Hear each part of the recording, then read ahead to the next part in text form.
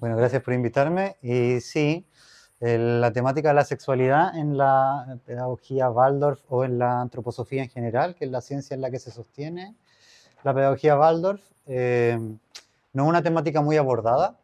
Y esto en particular tiene que ver con que el fundador de la pedagogía Waldorf, en el momento en el que habla de la temática de la sexualidad, dice: yo les puedo decir cierta cantidad de cosas, pero voy a tener que dejar de hablar de esto.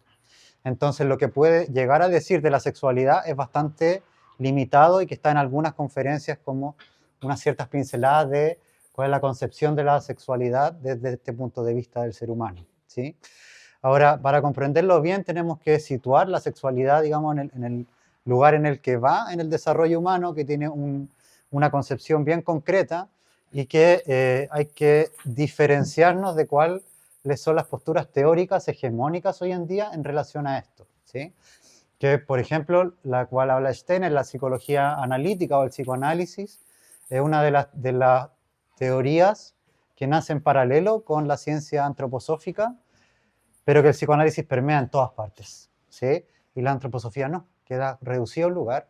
Y el psicoanálisis tiene una creencia, que es que toda la energía es sexual, ¿sí?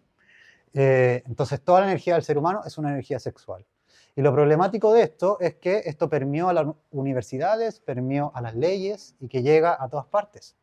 Y que lo cierto es, desde el punto de vista de la ciencia espiritual o de donde se sostiene la pedagogía Waldorf, el ser humano no es su única fuerza la fuerza sexual. Es una fuerza de las que disponemos, pero que no es la única, ¿sí? Entonces, para esto hay que comprender en qué lugar va y entonces, entendiendo en qué lugar va esto, podemos darnos cuenta cuál es el acompañamiento sano en la sexualidad, ¿sí? Ya, entonces lo voy a expresar de la manera más clara posible y sintética, y que tiene que ver con que lo primero que tenemos que situar es qué es un ser humano, ¿sí? Y sobre todo qué es un niño. Si vamos a hablar antes de los 9 años, un niño, que eso es lo que decía Copihue, un niño de hasta los 8, 7 años, son relativamente similares lo que vamos a abordar, pero ya de los 9 años en adelante cambia la cosa, y a los 12 años en adelante cambia otra vez, y a los 16 años cambia otra vez, ¿sí? Entonces, como los abordajes son diferentes en relación a qué hitos del desarrollo están ocurriendo, ¿ok? Entonces, el ser humano, cuando hablamos de un niño, lo vamos a situar, digamos, con una cabeza más grande que los miembros de su cuerpo. Y que en esto tenemos que pensar que en realidad, desde el punto de vista materialista, el ser humano es un azar de la suerte, ¿sí? O sea, ocurrieron un montón de cuestiones que podría haber ocurrido un millón de otras cosas, pero pasó esto y hay vida. Y se piensa que la vida es, digamos, como una cuestión azarosa, ¿vale? Desde el punto de vista de la ciencia espiritual, eso en realidad es solo mirar lo último que aconteció, y que lo cierto es que la configuración física viene a ser una consecuencia de algo que ya durante mucho tiempo venía ocurriendo, y que la materialización física viene a ser lo último. Y que esto no es necesario creerlo, porque lo podemos ver en qué es lo que pasa con un ser humano, y lo podemos ver en el desarrollo, ¿sí? Y ahora, claro, la pedagogía Waldorf se sostiene en gran medida en una observación que excede lo sensible, ¿sí? O sea, que es una observación de lo suprasensible, aquello que está más allá de lo que yo puedo percibir con mis sentidos. Y que hay personas que pudieron hacer eso, pero yo no lo puedo hacer, ¿sí? No sé usted, pero yo no veo seres de luz. Yo veo así nomás, ¿sí? Como yo creo que la mayoría de personas. Pero la cuestión es que nosotros podemos percibir por dónde pasan esas entidades que son invisibles para los sentidos, porque dejan huella, ¿sí?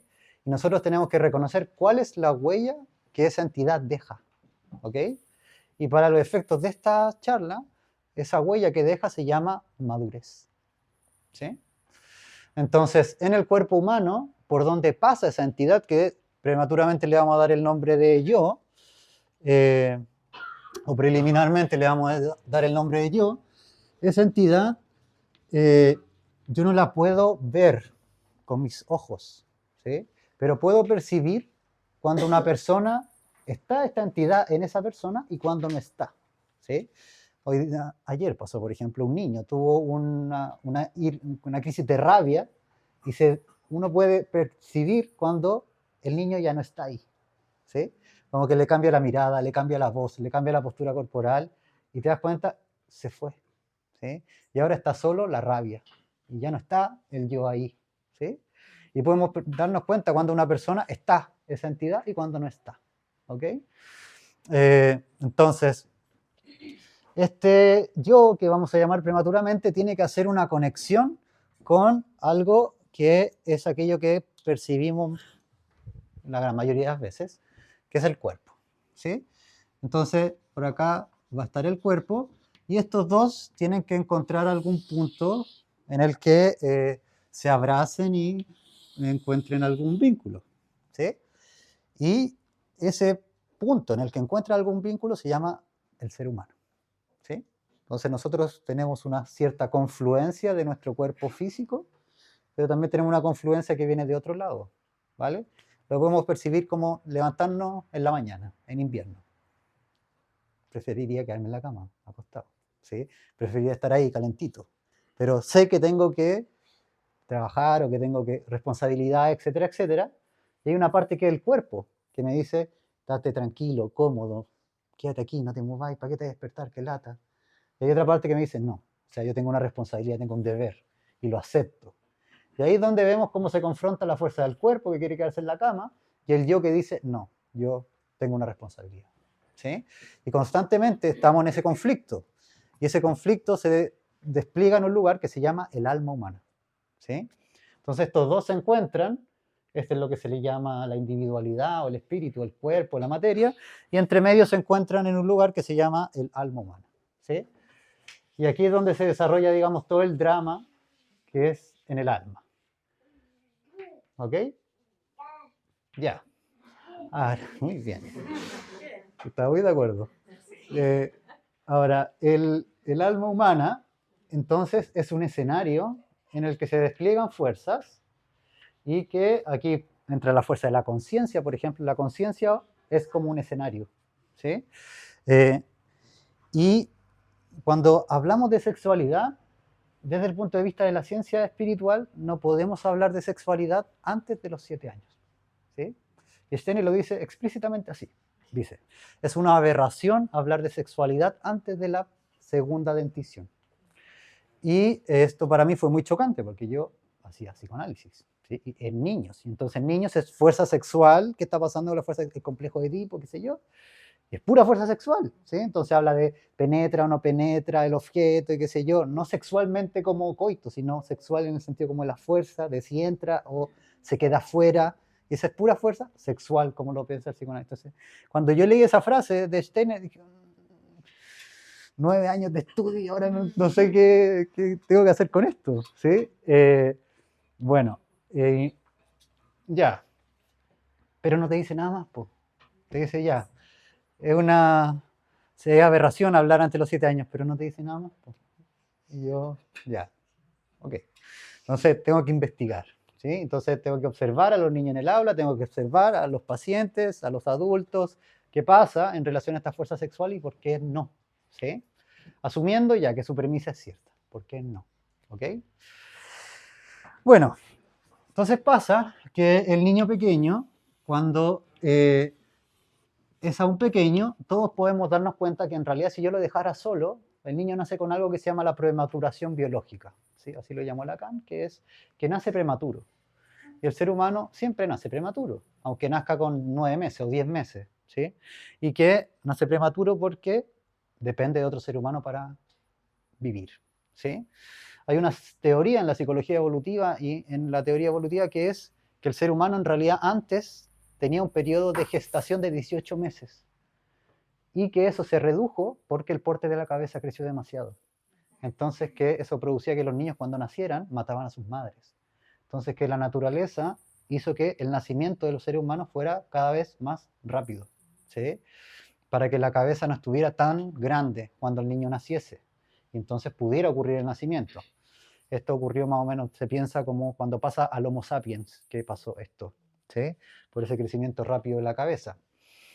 Lo que hace en todo caso es comprobar que sí, los seres humanos nacemos prematuros, ¿vale? Y que esa prematurez hace que dependamos de otro ser humano para convertirnos en un ser humano como tal, ¿ok? Entonces el niño hace algo bien particular, que es que imita todo. Entonces, imita como la forma, y imita no es que repite, imita es que toma y de su interior hace como una forma relativamente parecida a lo que ve, ¿sí? No es que repite así tal cual. Entonces, si ve que alguien está amarrando los zapatos, ella hace como que amarra los zapatos y queda la cuestión ahí toda enredada y no pasó nada, ¿sí? Pero hace como que, ¿vale? Y esas fuerzas imitativas son parte de que hay algo de las fuerzas que son formativas del cuerpo físico que todavía está abierto, ¿sí? El niño y el ser humano en su nacimiento todavía está totalmente abierto al entorno y es totalmente dependiente de lo que a su alrededor ocurra, ¿vale? Entonces, por ejemplo, una de las cosas que ahora bien sabida, los casos de los seres humanos que fueron criados por animales, ¿sí? En Chile no es muy común porque no tenemos selva, pero en los países que hay selva, dejan a los niños en la selva, ¿sí? Y son criados por lobos, son criados por diversos animales que están, digamos, en sus parajes. Y hay un caso emblemático de la niña lobo, que la encuentran cuando tiene alrededor de 9 años, y que ella aullaba, comía así, caminaba con 4 patas, y estaba totalmente integrada al clan de los lobos, ¿sí? Y ella la trataron de humanizar, y la niña murió cuando tenía como 11 años. Luego se dieron cuenta que a los niños no los tenían que sacar de ese entorno porque ya se había animalizado, ¿sí? Y que si ya se había animalizado, no se podía recuperar como el carácter humano, y se dieron cuenta que había algo que se llamaba el periodo, el estadio crítico, que el cerebro, si no logra un cierto hito en algún momento, ya después pasó la vieja, ¿sí? Entonces, un hito importante es el andar erguido. Y el andar erguido tiene un periodo límite de tiempo, y es los 9 años, ¿sí? Si no se aprende ahí, después ya pasa.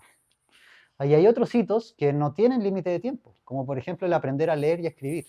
No tiene límite de tiempo, lo puede aprender en cualquier momento. Pero hay otras cosas que son corporales que tienen un límite muy establecido. El lenguaje también es hasta los 9 años. Si no aprendiste el lenguaje en esa edad, después es muy difícil, ¿sí? Si no tuviste ningún residuo anterior. ¿Y qué pasaba con estos niños que observaban? Que los niños que habían sido criados por animales no andaban erguidos, sino que andaban como el animal que los había criado y comían como el animal que los había criado. Entonces, se dieron cuenta que el ser humano solo aprende a caminar no porque esté en su cuerpo el caminar, ¿sí? Porque si fuera así, pasaría como con los gatos. Yo un gato lo dejo en un gallinero, no se convierte en una gallina, sigue maullando. Un gato acá sigue siendo igual de imprudente en cualquier parte del mundo, ¿sí? Son imprudentes los gatos de aquí en todas partes, ¿sí? Son gatos, porque eso viene de su cuerpo, ¿sí? Es su instinto. Pero los seres humanos, el ser humano, no viene de nuestro cuerpo. Si fuera así, no dependeríamos de que otro ser humano nos humanizara. Pero lo cierto es que sí lo necesitamos. Si un ser humano no ve a otro humano erguido, no camina, no se yergue. Entonces eso no viene desde el cuerpo, viene de otro lugar. Y ese lugar del donde viene es este, ¿sí? Entonces yo aprendo del yo de otro ser humano y lo aprendo a imitar. ¿Sí? ¿Me siguen? Bien. Entonces, quiero como vamos a hacer este camino en que podemos observar con los acontecimientos del mundo cosas que otros observaron con ojos suprasensibles, ¿sí? Podemos entenderlo, llegar a percibir que es cierto. Entonces, estaba la pregunta, ¿qué pasa? ¿Por qué el niño pequeño yo no lo puedo considerar como que haya fuerzas sexuales? ¿Sí? Y pasa lo siguiente, que el niño pequeño, todos sus, no todos, pero la gran mayoría de sus procesos fisiológicos son dependientes del entorno, ¿sí? Entonces, por ejemplo, para tomar uno, que lo vamos a tomar ya más en profundidad en la charla del lunes, del Rubicón, uno de los lugares que está fundamentalmente influido por el entorno es lo cardiorrespiratorio, ¿sí? que es la frecuencia con la que respira y el corazón, si es o si puja fuerte o no, ¿vale? ¿A qué me refiero con esto? Si el niño está en un entorno que es muy agitado, su corazón va a latir más rápido y con menos potencia, ¿sí? Y la respiración va a ser más rápida y menos profunda. Eso a un adulto no le pasa, ¿sí? Pero a un niño anterior de los 9 años sí. Y que se influye los procesos que podríamos considerar internos del cuerpo por lo que está ocurriendo en el entorno, ¿sí? Entonces, vemos que el niño todavía está muy abierto al mundo. No puede ponerle un límite a lo que le viene de afuera. Y si lo que le viene de afuera lo llega a configurar, no solamente en su psiquismo, como la psicología si bien descubrió, sino que te llega a configurar en el cuerpo, ¿sí?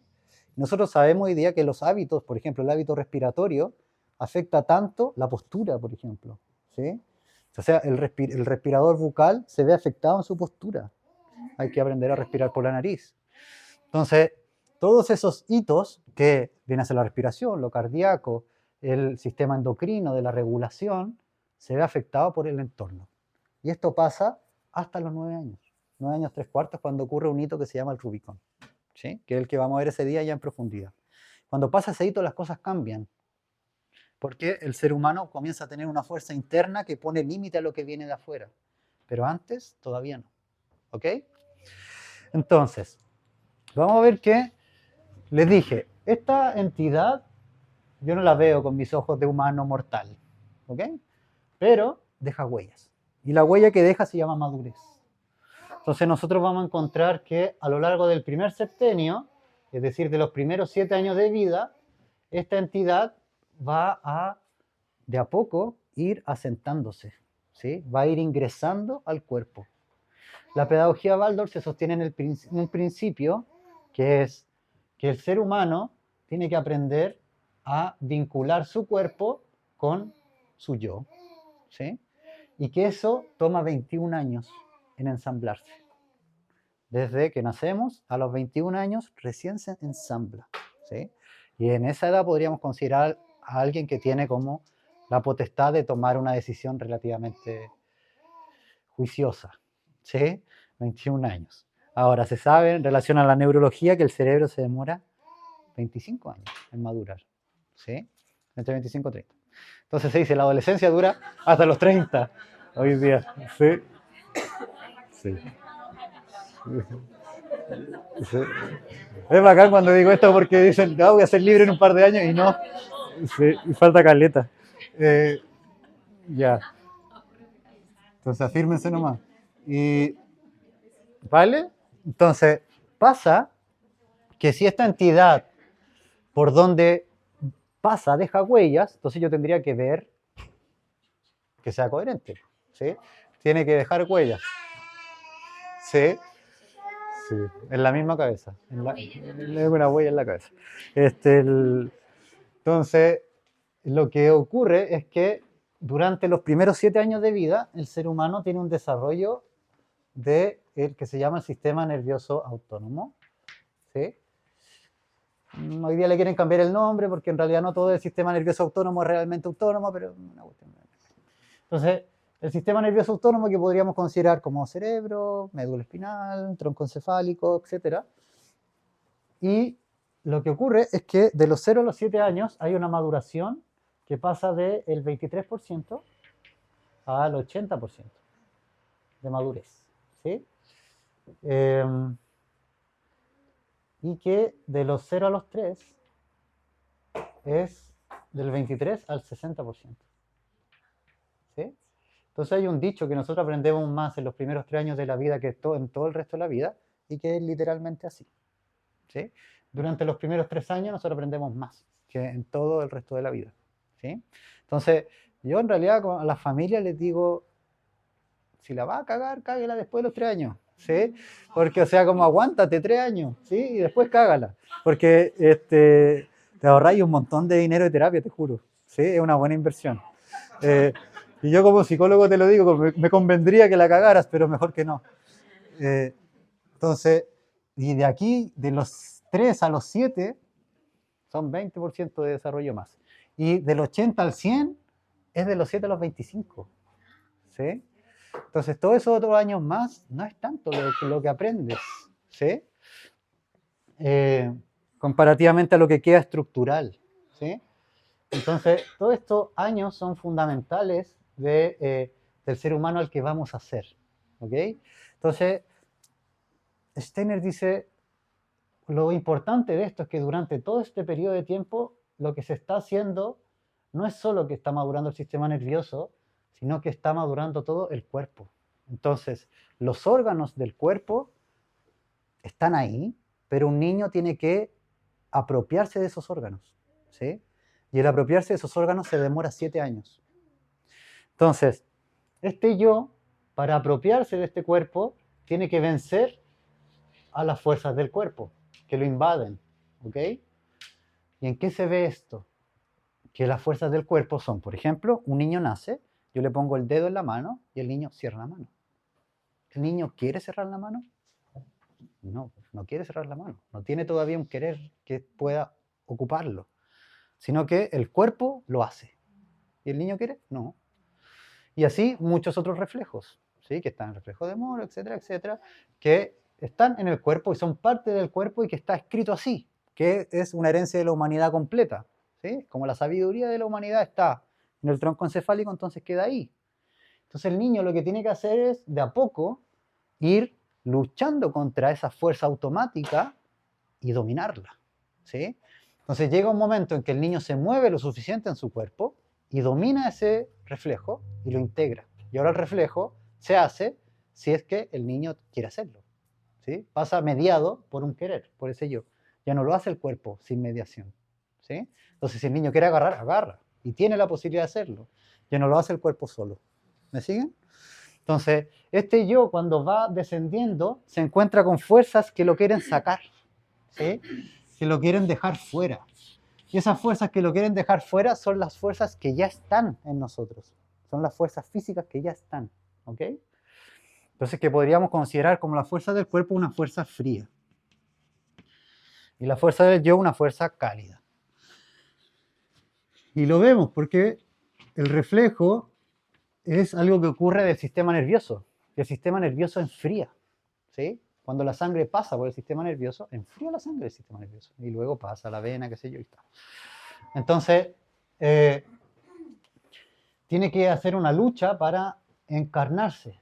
Entonces, cuando va descendiendo cada vez más, comienza a conquistar lugares, y esas conquistas de lugares se refleja como que puede voluntariamente dominar esa parte del cuerpo. Entonces, el niño hace, por ejemplo, en el desarrollo psicomotriz, una madurez que es encéfalo-caudal y próximo distal, ¿sí? Que es así, que es de arriba hacia abajo y desde el centro hacia la periferia. Entonces, ¿qué vemos? Que ese yo desciende, y desciende como al principio el estrabismo de los neonatos, que tiene los ojos, ¿no? Después focaliza. Y puede focalizar, agarra el cuello, después los hombros, brazos, el tronco, puede girar, se sienta, mueve las patitas, agarra, repta, gatea, camina, ¿sí? Entonces vemos cómo pasa que va descendiendo paulatinamente el dominio de su cuerpo, ¿sí? Y entonces es como si de a poco, de arriba hacia abajo, comenzara a aplastar a las fuerzas del cuerpo y levantar ese cuerpo, ¿sí? Desde el punto de vista de la ciencia espiritual, sé que lo que voy a decir es bastante extraño. Desde el punto de vista de la ciencia espiritual, además, más extraño, que es que este yo lo que hace es que toma el cuerpo, como supera la materia y la levanta, ¿sí? No es que el cuerpo, yo con mis músculos le gano a la gravedad todas las veces, sino que cuando este está presente, levanta el cuerpo, ¿sí? Y cuando no está, se desploma el cuerpo, que es lo que nos pasa cuando dormimos, ¿sí? Que no está. No está, entonces el cuerpo, ¿qué pasa? Se cae, ¿sí? Observable, ¿sí? Entonces, entonces el niño progresivamente comienza a tomar esas fuerzas y las puede usar, ¿sí? Y tiene una cierta voluntad de poder utilizar esas fuerzas, ¿sí? Y su cuerpo entonces lo puede hacer y llevar adelante para la vida. y necesita que pueda utilizar su cuerpo, porque la utilización de este lo hace que él se lo apropie. ¿Ok? Entonces, este cuerpo tiene líneas que son líneas que vienen del padre y una línea que viene de la madre. ¿Sí? Entonces, estas dos fuerzas son las que configuraron el cuerpo en primera instancia. Entonces, todos nosotros llegamos a un cuerpo que no es de nosotros, pues. Llegamos como una casa arrendada y tenemos que apropiarnos de esa casa arrendada. Y el periodo crítico que tenemos para hacerlo son 7 años. Y cuando esos 7 años pasan, hay varias cosas que pasan, ¿sí? Y que no lo hicimos y hay varias cosas que pasan. Por ejemplo, algo que se llaman las funciones ejecutivas. ¿Alguno ha escuchado esto? Las funciones ejecutivas son funciones neurológicas superiores que ocurren en el sistema o el lóbulo frontal, que son como por ejemplo planificar, el organizar, el que yo pueda darme cuenta de una conducta errada que estoy teniendo y cambiarla, ¿sí? Tener introspección. Son cuestiones de funciones ejecutivas. Y esas funciones ejecutivas se desarrollan a través del movimiento, ¿sí? Al principio es el movimiento libre y la conquista del cuerpo lo que trae la madurez del sistema para que esas funciones ejecutivas después estén. ¿Ok? Y eso tiene un periodo crítico, que son 7 años. Y cuando eso no pasa, es como que construyera las cañerías. Hay lugares que no hice cañerías, no hice lugares con electricidad, y pasaron los 7 años y empiezo a construir las murallas. ¿Sí? Y ya no puedo después hacer como las cañerías, ya fue, ya pasó el tiempo. ¿Sí?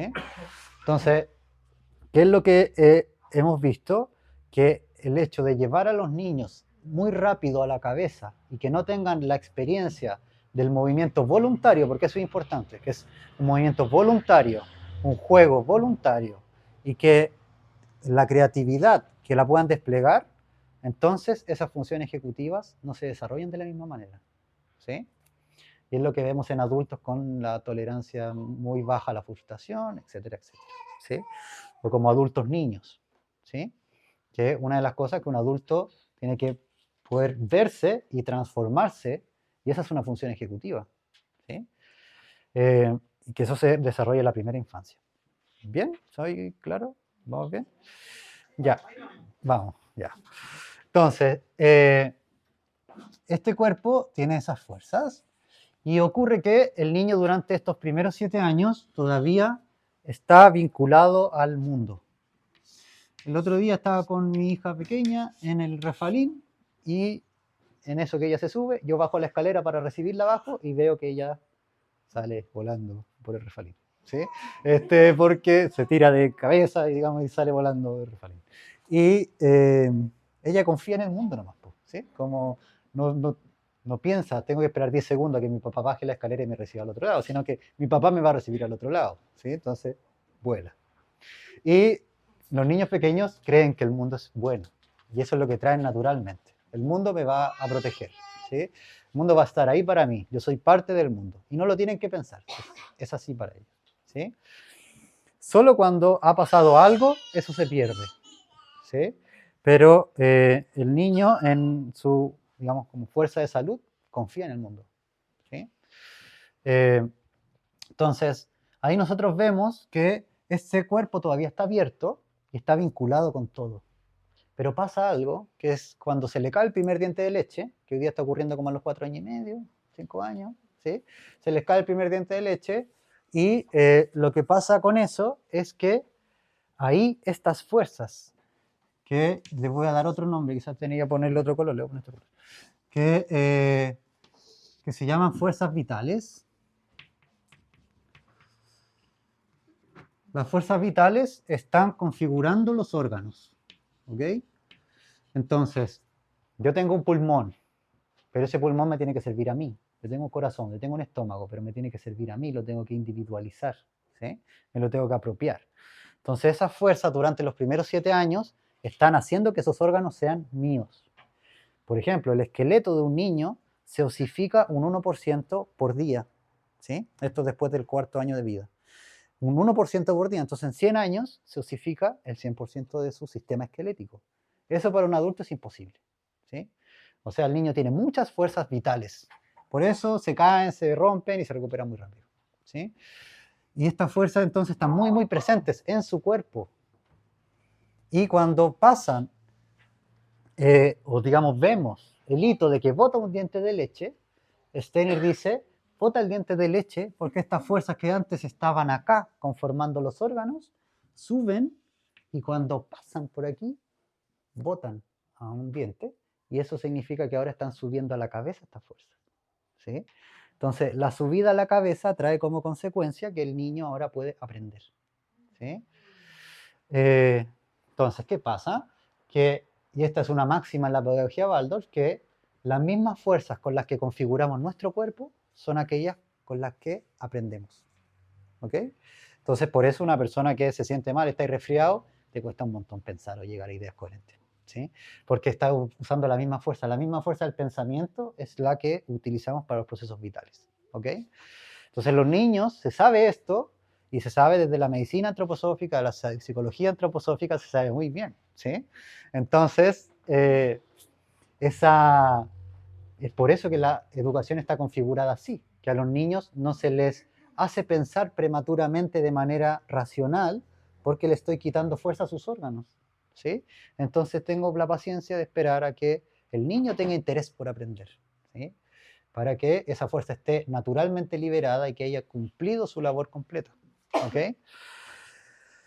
Bien, ahora, cuando ocurre esa caída de dientes, el niño todavía imita. Y llega un momento en que el niño deja de imitar. Y ese momento a los 9 años, 3/4, que se llama el Rubicón, ¿sí? En ese momento el niño deja de imitar. Y pasa en ese mismo momento neurológicamente que hay una poda neuronal, ¿sí? Entonces, ahí podríamos considerar que es el principio del fin de la infancia en ese momento.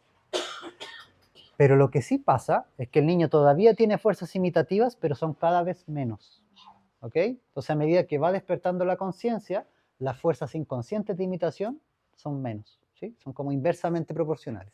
Mientras más racionalidad, menos imitación, ¿ok?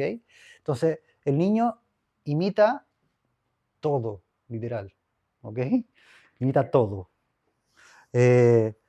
Tanto que si la puerta del supermercado se abre automáticamente, ese movimiento automático lo configura de una manera, a que si yo abro la puerta manualmente, eso configura otra cosa en el niño, así de literal, ¿sí?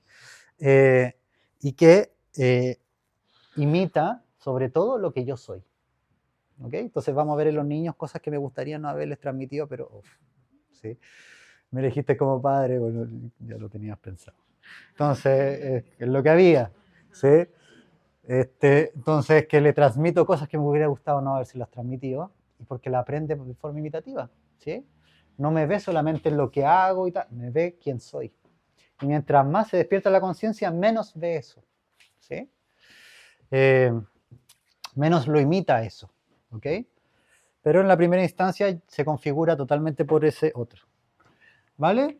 Ahora, cuando cae ese primer diente pasa algo, y que es que la caída del diente es una cosa, pero hay varios hitos más. Por ejemplo, que el niño pueda hacer esto, que pueda tocarse la oreja opuesta con el brazo. Eso es porque el cuerpo ahora tiene las fuerzas suficientes como contrarrestar esta cabeza gigante, ¿sí? Porque los niños pequeños levantan las manos y que no pueden juntar las manos arriba, es muy chistoso. Y no pueden hacer esto, porque claro, son pura cabeza. Entonces, diga. ¿Eh?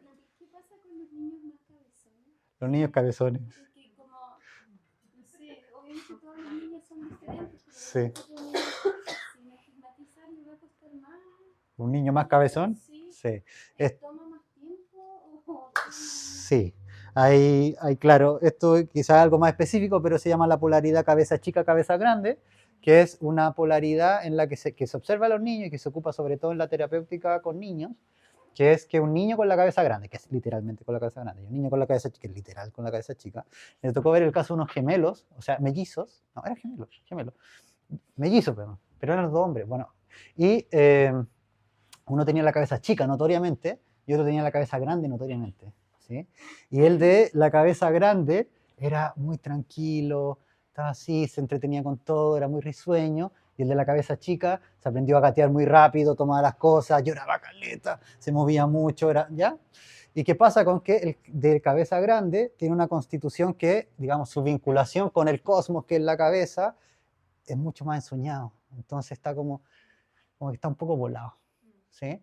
Y el cabeza chica es muy terreno, es muy de la tierra, le interesan las cosas, quiere tocar y quiere explorar y quiere moverse, ¿sí? Entonces, eso es lo que pasa en realidad, y el cabeza grande se demora un poco más en madurar, ¿sí? Entonces, como más soñador y ese tipo de cosas, y hay que ir aterrizándolo. Y el cabeza chica hay que como fantaseándolo, ¿sí? ¿Vale? Son polaridades, entonces cada uno de nosotros tiene como eso, más o menos, más cabeza chica, más cabeza grande, ¿sí? Cada uno, digamos, tuvo eso. Pregúntale a su papá cómo era. Porque se ve sobre todo en la primera infancia de esa cabeza, ¿vale? Ahora, ya, esa es una cosa. Otro, que pueda saltar con pies juntos, que pueda levantar un pie, sonidos madurativos del sistema, lo tengo en la punta del el equilibrio vestibular, ¿sí? Del sistema vestibular, de que entonces el cuerpo ahora puede contrarrestar esta cabeza que ocupa la gran mayoría de energía que nosotros consumimos al día, porque es como el 60% de la energía que consumimos al día lo ocupa el cerebro, ¿no? ¿Ya? Entonces el niño que ahora puede producir energía, porque la cabeza no produce energía, solo quema, destruye. Aquí produce energía, ¿sí? Aquí nosotros producimos energía, ¿vale? Entonces el niño tiene más cuerpo, entonces puede sostener más con su cabeza. ¿Me siguen? ¿Sí? Y en todo esto aparecen las fuerzas sexuales de repente, po. ¿Eh? Porque a mí me llama la atención, ya Steiner, ok, los niños a los 7 años, no puedo hablar de sexualidad antes, pero yo veo niños de 3 años y medio, 4 años que se masturban, pues. Steiner, ¿qué onda? ¿Qué es lo que está pasando? ¿Sí? Porque es algo que es esperable en el desarrollo de un niño, ¿sí? Entonces, ¿qué es lo que está pasando ahí? Ya.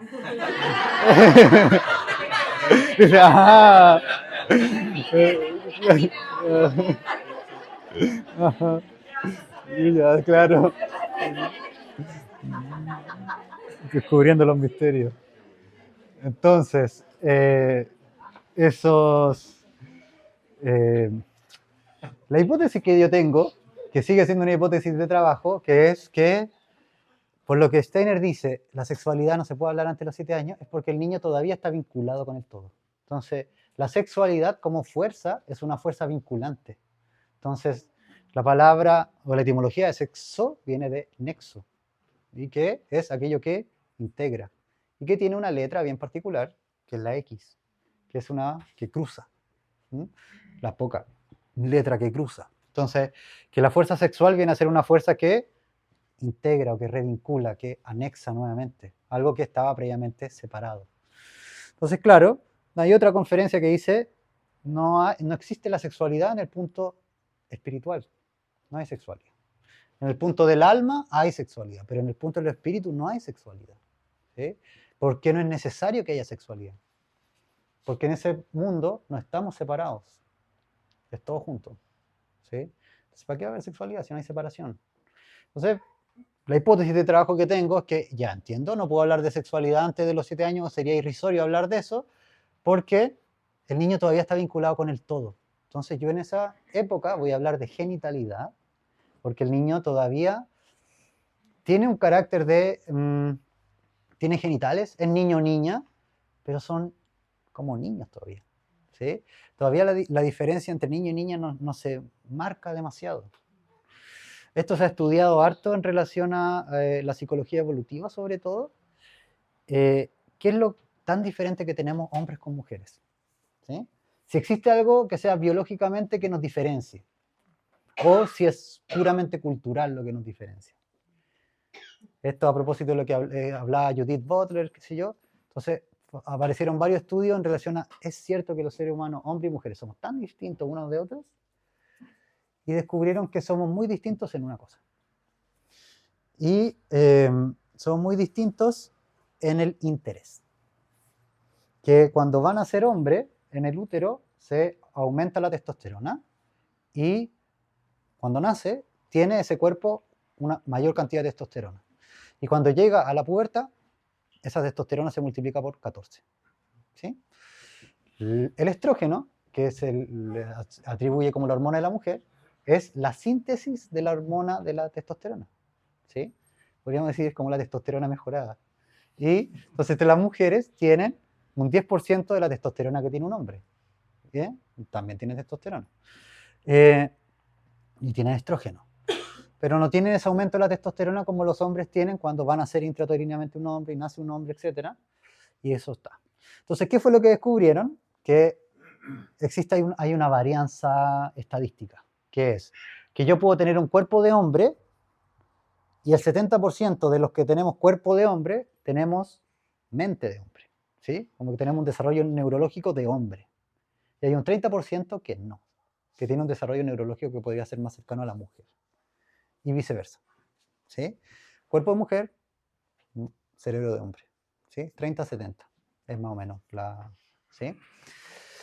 ¿Y cuál es la diferencia? Lo que de todas las variables que estudiaron, la que tiene la varianza estadística más relevante es el interés. Y que el canon mujer, el interés. Y que al canon mujer le interesan los seres.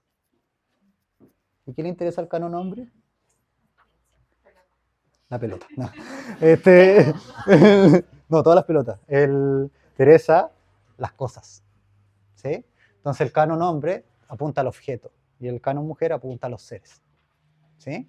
Entonces eso tiene algunas diferencias en la madurez neurológica. ¿Cuál es una de las grandes diferencias? El desarrollo del lenguaje. Que la mujer desarrolla el lenguaje mucho mejor que el hombre. Aprende muchas más palabras, habla más. Una mujer habla 3 veces más que un hombre al día y que es solo estadística. Sí. Hay hombres, o sea, bueno, hay hombres que hablan 0, entonces 3 por 0. Sí, y que además, entonces aprende más palabras y aprende a hablar 4 meses antes, en promedio, que los hombres. ¿Sí? Entonces, eso es porque realmente el canon mujer mira las caras, le interesa mucho las caras. Canon hombre y mujer miran las caras, pero el canon mujer además tiene un interés en los seres, le llama mucho la atención los seres. ¿Sí? Al canon hombre le gusta el camioncito, le gusta la cuestión, la piedra, el objeto. ¿Sí? Entonces, le llama la atención y desarrolla entonces un interés hacia otra dirección. ¿Me siguen? ¿Sí? Entonces, esa es una varianza importante a considerar y que en realidad sí, biológicamente, puedo yo tener un cuerpo de hombre, pero mi interés puede ir en otra dirección. Por ejemplo, yo que estudio psicología, creo que mi canon es más bien mujer. ¿Sí? Si estudio psicología. ¿Sí? Nunca me interesaron la ingeniería ni nada de eso. Entonces, pues, quizá mi canon es mujer. ¿Sí? Lo podría pensar así, aunque es muy simplista. Bien, entonces pasa que están estas fuerzas del cuerpo y entonces el niño se las va apoderando y de a poco comienza a conquistar y se establece en este lugar. ¿Ok? Y a lo que vamos a alcanzar a hablar ahora, ese yo va a alcanzar a llegar hasta más o menos acá.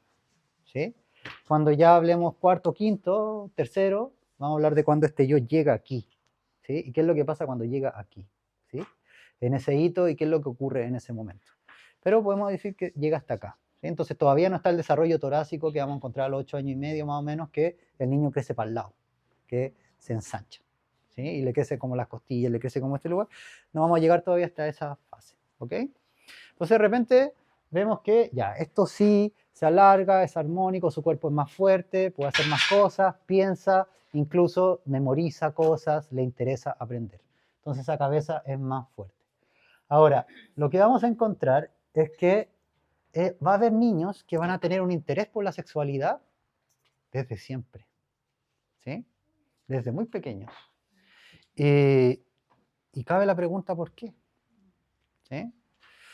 Y esa es una hipótesis también de trabajo que durante mucho tiempo, creo que se los dije al principio, en realidad este tema de la sexualidad para mí ha sido más bien kármico, ¿sí? No es como que lo buscara, sino como que me encontró. Entonces, que me llegaron pacientes y qué sé yo. Entonces, una de las cosas es que cuando empecé a estudiar este tema, yo me acordé, yo desde chico siempre tuve un interés por la sexualidad, siempre. Y sé que haciendo terapia y todo, que no viví ningún abuso ni negligencia y qué sé yo. Yo me acuerdo en el momento en que se me despertó el interés por la sexualidad.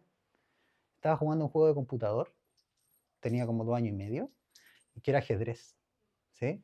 Y entonces, en ese juego de ajedrez habían, el rey era un hombre, la reina era una mujer, etcétera, etcétera. Y yo los movía así, no sabía jugar ajedrez. Pero sí me daba cuenta que la reina tenía un vestido y que cuando moría la reina se le levantaba el vestido. Entonces, a mí me llama la atención, como, ¿qué hay ahí? ¿Sí? Y la imagen que recuerdo como a esos 3 años y medio habrá sido, es que yo estaba pegado en la pantalla, tenía aquel pixel en mi ojo, mirando a la reina. ¿Sí? ¿Qué onda eso? Claro, ¿qué hay debajo? ¿Qué hay ahí? ¿Sí? Y tenía como esa curiosidad y me cae la pregunta. Porque cuando estudié esto y decía, ya, pero yo no tuve eso cuando chico. Algo me pasó, sí. Entonces, tenía una pregunta antes. ¿Era si hablabas de sexualidad en sentido completo o solo genitalidad? Ah, claro. En este caso, como podría... ¿Hablas de sexualidad en niños? Claro, como en niños todavía tengo una cierta dificultad de hablar de como completa, claro. Pero, ¿de dónde viene ese interés? En el sentido en que Steiner, cuando habla de la imagen del ser humano, la ubica como que la imagen sana, ¿sí? Entonces, yo mirando mi infancia, digo, mi infancia no fue muy sana. Yo tenía un computador cuando tenía 2 años. Mi infancia no fue demasiado sana, ¿sí? Entonces, claro, y pasa lo siguiente. Y es que las fuerzas del cuerpo son las mismas fuerzas que son nerviosas y que generan estímulo, ¿sí? Estímulo o sensación. Entonces, ese sistema nervioso lo que hace es que despierta al alma que está adormecida. Por ejemplo, los niños están ahí. Y la gran mayoría del tiempo, un niño menor de 1 año y medio duerme más que lo que está despierto, ¿sí? En la noche duerme 12 horas y la siesta 1 hora más, duerme más que lo que está despierto. Entonces, cuando son muy pequeños, no logran tolerar lo nervioso del mundo, como tanto estímulo, ¿sí? Sostenerlo en su cuerpo, su sistema todavía no es lo suficientemente fuerte. Y pasa que el alma infantil está dormida. Los vemos que son como ensoñados los niños, no piensa, esta es una calle, no, el niño va nomás, ¿sí? Está como ensoñado. Y pasa que hay ciertas sensaciones y estímulos que lo despiertan. ¿Y cuál estímulo lo despierta? El hambre, por ejemplo. El dolor lo despierta, el frío lo despierta. Y el niño está durmiendo apacible y de repente despierta gritando. Y tiene una sensación que le duele. Y despierta, ¿sí? Y luego la apapacho, leche, y se duerme. Con el calor se duerme, con el frío se despierta, ¿sí? Entonces pasa que este cuerpo está ahí. Y nosotros llegamos a ese cuerpo y tiene sensaciones propias. El cuerpo, hambre, sueño, cansancio. Tiene esas sensaciones, frío, ya. Pero hay otras sensaciones más, que nosotros captamos, que son las que llegan por nuestros sentidos, ¿sí? Entonces, pasa que el cuerpo comienza a despertar al alma y la empieza a despertar y el alma entonces se empieza a vincular con el cuerpo, ¿sí? Y te das cuenta que este dolor que siento acá significa hambre y que se calma con que yo me meto una cosa en la boca, ¿sí? Entonces, y te vas dando cuenta que siente ahora hambre. Y entonces nos vamos dando cuenta y nos vinculamos con este cuerpo, con esta sensación. Y cuando hablamos de la sexualidad, vamos a hablar de lo mismo.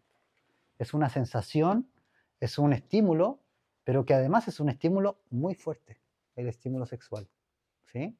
Entonces, el tocar un genital, que los niños se tocan los genitales, habrán visto a algún niño amamantando y que se frotan y tienen quizás la palabra no es la conciencia, pero reconocen que ese lugar produce un placer bien particular, ¿sí? Yo me puedo comer una pizza muy rica, pero un orgasmo es otra cosa, ¿sí? Entonces, como que fuera otro nivel de estímulo, ¿sí? Que fuera otra cosa.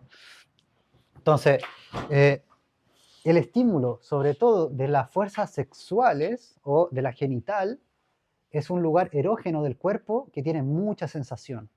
Entonces, despierta mucho al alma. ¿Me siguen? Ahora, hay una fuerza que es la fuerza vital. Y esta fuerza vital, siempre que está activa, adormece. ¿Sí? Un niño que tiene su fuerza vital activa es bien niño, es bien fantasioso, es bien juguetón. Pero cuando esto cuando esto se disminuye, el niño empieza a aparecer, porque también cabe la pregunta, hay niños que son medio traviesos, ¿sí? O hay niños como que tienen ideas que uno diría, pero esa idea no es de un niño. A mí igual me llegan a terapia como ese niño es como que... ¿por qué hizo esto? Claro, y como que lo planificó, y como que... ¿sí? Entonces, eso lo vamos a ver en un cuerpo que se llama el cuerpo sensible. Lo voy a poner por acá también, pero el cuerpo sensible. Y es a través del que nosotros podemos percibir los estímulos. Entonces, este cuerpo requiere del sistema nervioso para recibir los estímulos. Entonces, constantemente estamos en esa oposición, en que tenemos un cuerpo vital que está generando energía y hay otro de la conciencia que está matando, literalmente. ¿Sí? O sea, yo para pensar tengo que matar, y eso es literal. ¿Sí? Yo tomo una sustancia que está viva y la destruyo y la convierto en electricidad, y eso conciencia. ¿Sí? Y yo puedo pensar, y puedo traer ideas. Entonces, yo para pensar destruyo vida. ¿Me siguen? Entonces, el niño pequeño no piensa tanto. Si pensara mucho, se sentiría apesumbrado, se deprimiría, porque es una fuerza que es pesada, ¿sí? Es fuerza de muerte, ¿vale? Entonces, el niño no piensa tanto, hace nomás, hace y aprende, y ensayo, error, y hace, y esa es fuerza de la sangre, fuerza caliente, el niño suda, se mueve, genera calor y él está vivo, ¿vale? ¿Sí? Entonces, ¿qué pasa? Que pueden haber situaciones en las cuales estas fuerzas vitales se ven comprometidas y entonces se disminuyen. Y yo me acuerdo que alrededor de mis 3 años me dio principio de leucemia, ¿sí?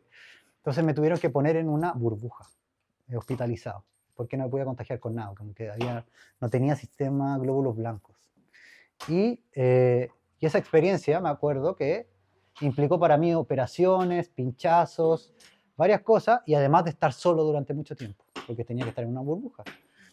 Y entonces, yo me acuerdo después, el interés de la sexualidad apareció, ¿sí? Pero muy, muy marcado. Y porque, claro, tuve una experiencia en la que estas fuerzas vitales se vieron totalmente disminuidas por antibióticos, pinchazos y cuestiones, una situación estresante que no podía ver a mi mamá, no podía ir al baño, todas esas cuestiones. Entonces, se agotan esas fuerzas por el estrés y lo que pasa es que entonces estas fuerzas comienzan a penetrar y penetran al cuerpo y penetran el pensamiento. Entonces el interés comienza a cambiar. Y yo no era tan niño, era muy Mateo, era muy inteligente, ¿sí? Y no jugaba tanto. Entonces estaban esas fuerzas ahí quitándome salud, ¿vale? Y que tenían una consecuencia. Pasa que entonces esas fuerzas que son frías, de sensaciones frías, y que enfrían el alma, el cuerpo trata de generar calor, pero es un calor de otro nivel. Entonces genero calor como el interés sexual, ¿sí? Porque el interés sexual sería esperable que se despertase cercano a la pubertad, ¿sí? Porque ahí los púberes sí desarrollan el pensamiento abstracto y están con ese pensamiento en que es pesado, y ellos están pesados, y la vida es pesada, y cuando están las fuerzas de amor y se enamoran, todos son una seda, ¿sí? Entonces, a un niño que tiene una exposición al frío, entonces lo que ocurre es que el cuerpo trata de subsanar ese frío, ¿me siguen? Pero es como otro registro, porque una fuerza fría en el alma y el cuerpo trata de arreglarlo, cuerpo y alma no son lo mismo, ¿sí? Es como lo que pasa con las sustancias, con el cigarro. Tú tienes una falta y entonces fumas en la boca y viene a ser como subsanar lo oral, digamos, la falta oral, y fumas, pero lo haces con el cuerpo y esa falta no está en el cuerpo, está en el alma, ¿sí? Entonces, por eso se convierte en algo compulsivo, porque lo tratas de hacer una y otra vez en el cuerpo, pero esa falta no está en el cuerpo. ¿Me siguen? ¿Sí? Está en el alma. Entonces, lo que pasa con todas las adicciones. Y la fuerza de la sexualidad se despierta para generar calor, pero es otro calor, no es calor anímico, ¿vale? Bien. Entonces, vamos a encontrar que hay niños que se les despierta el interés sexual, ¿sí? ¿Ah? En el fondo de que había una fuerza que estaba perdida y que faltaba en el alma.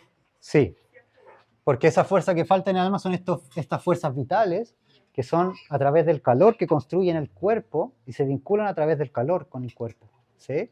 Pero cuando están agotadas, entonces el cuerpo se ve expuesto a otras fuerzas, que son las fuerzas sensibles, que son de las sensaciones, ¿sí?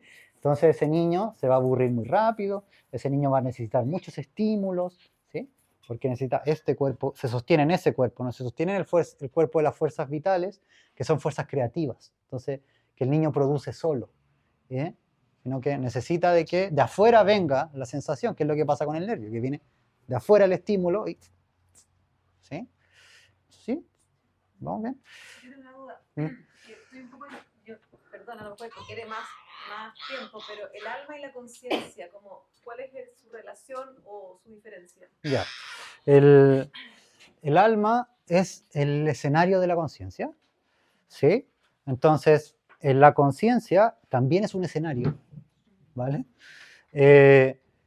Entonces, el alma recibe fuerzas del cuerpo y recibe del espíritu, y ese escenario es lo que nosotros llamamos conciencia, ¿ok? La gran diferencia es que el alma recibe el estímulo, ¿sí? Pero la conciencia recibe la percepción, que también es un estímulo, por el lado de abajo, y por el lado de arriba recibe el concepto, que es pensar, ¿sí? Eso vendría a ser nivel conciencia. El nivel alma es que el cuerpo le entrega sensación y que el espíritu le entrega inspiración, ¿sí? Eso sería la gran diferencia. Pero están en el mismo lugar, digamos, siguen la misma lógica, están en la misma parte, ¿vale? Lo más sintético que lo puedo decir. Ahora, y se despierta esa fuerza sexual, pues entonces vamos a encontrar niños que hay un desarrollo natural en que los niños se masturban, ¿sí? Entonces vamos a ver que el niño se frota y que la niña está con las piernas o que se frota en la mesa o en la silla, ¿sí? O se sube arriba de un peluche. Entonces, la masturbación infantil es una parte del desarrollo que es esperable que ocurra, pero lo esperable que ocurra es que aparezca, el niño lo haga, yo le digo, esto es algo que tú puedes hacer en tu espacio íntimo, ¿sí? En el baño, en tu pieza, porque de repente lo hacen en medio del living, entonces en tu pieza, y el niño lo entiende y lo hace allá, y después de un tiempo eso desaparece. Y la masturbación infantil no tendría que interrumpir ningún otro evento de su vida. No tiene que interrumpir ni su juego, ni que dibuje, ni que cante, ni que nada. ¿Mm? Sino que aparece de repente y se va, ¿sí? Como una exploración de un juguete nuevo y ya, ¿vale? Ahora, hay casos en que eso no pasa, no se va. Y está la masturbación infantil como compulsivamente puesta ahí. Y ahí vemos que, en concreto, la masturbación, tanto en niños como en adultos, es un ansiolítico, ¿sí? Disminuye la ansiedad. Entonces, cuando los niños que me llegan a consulta, el factor estresante desaparece, también el síntoma desaparece, ¿sí? Entonces, que ya no requiere como de la masturbación infantil. ¿Me siguen? ¿Ya? Entonces, cuando, por ejemplo, se interrumpe su juego, su dibujo, si yo veo que llega muy cercano al orgasmo en el sentido en que suda, ahí yo igual sí tendría que consultar, ¿sí? Consultar con un profesional. Otra cosa que ocurre en los niños es la exploración sexual, ¿sí? ¿Y por qué yo sí estoy de acuerdo con Steiner que no se puede hablar de sexualidad en los niños? Es porque no tiene el carácter de la exploración de un adulto ni de un puber, ¿ah?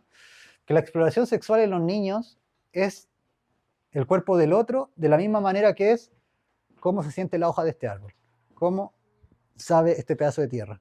Es como si fuera cualquier otra parte del mundo, ¿sí? No tiene un carácter ni morboso, ni un carácter hiperexcitante, no tiene algo distinto de cualquier estímulo del mundo, ¿sí? Entonces, cuando eso la exploración y las conductas esperables, exploratorias de los niños, tienen que tener las siguientes características. ¿Ok? Esto sí es importante. ¿Cuáles son las características que tiene que tener? Que sea espontáneo, ¿sí? Por ambos niños que estén en el juego, que sea un carácter de juego para ambos y que lo vean como un entorno que sea agradable para los dos. ¿Ok? Entonces, si eso pasa y lo ven como un juego y los dos querían y lo hicieron y uno dijo ya no quiero más y se acabó el juego, es parte de la exploración. Los niños también se besan, ¿sí? Y se juntan y se van a esconder y se besan. Que los niños desde muy pequeños se dan cuenta que el beso tiene algo, ¿sí? No sé si les ha pasado que los niños ya desde muy pequeños meses de vida, cuando ven a dos adultos besarse en la boca, te miran así, como que otra cosa, ¿sí? No, algo está pasando acá, como que no cacho muy bien. ¿Qué ¿Sí? ¿Sí? Como, y le llama mucho la atención, ¿sí? Porque algo tiene. Nosotros podemos darnos cuenta que la fuerza sexual en adultos es como abarcante, ¿sí? Entonces, yo me puedo dar cuenta cuando hay mucha tensión entre dos personas, ¿sí? Me puedo dar cuenta acá, como ustedes dos, ya como... Sí, como allá, ¿sí? Porque está como un aura, ¿vale? Entonces, los niños se percatan cuando está ese beso en la boca, como hay un acercamiento de intimidad, hay otra fuerza, ¿sí? Y que hay que diferenciar la fuerza íntima amorosa de la fuerza sexual, ¿sí? Son fuerzas distintas, una de la conciencia, otra del cuerpo vital, ¿ya? Ya, entonces, ¿cuáles son las cosas que a mí tendrían que despertarme las red flags, las alertas de no está la exploración sana? Es una exploración sexual, pero no es sana, ¿sí? Que haya una diferencia de poder, es decir, que uno sea mayor que otro. Que haya coerción, que uno le diga, si hacemos esto, yo voy a jugar contigo, ¿sí? Que alguno de los dos no lo haya percibido como un juego. Y el último, que yo considero que es uno de los más que hay que investigar bien, digamos, es si era planificado. Si por alguno de los dos niños era planificado, ¿sí? Porque en el caso de ser planificado hay que ver qué le pasa a ese niño, que le llama tanto la atención ir en esa dirección, ¿sí? ¿Dónde está el frío en su vida que está tratando de llenarlo con ese calor? ¿Sí? Entonces nosotros tenemos que tener esa pregunta y recordar sobre todo que son niños, ¿sí? Porque casos que acompañaban en colegio, en consulta, llega que a mi niño lo abusó otro niño. No se dice abuso en niños, ¿sí?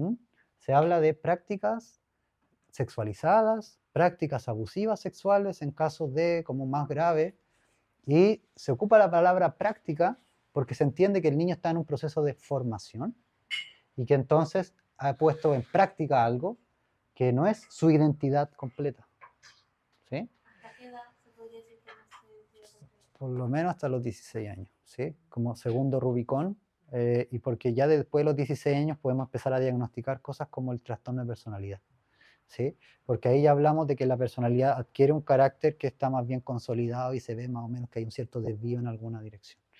Pero el segundo Rubicón, 16 años, ¿sí? ¿Ok?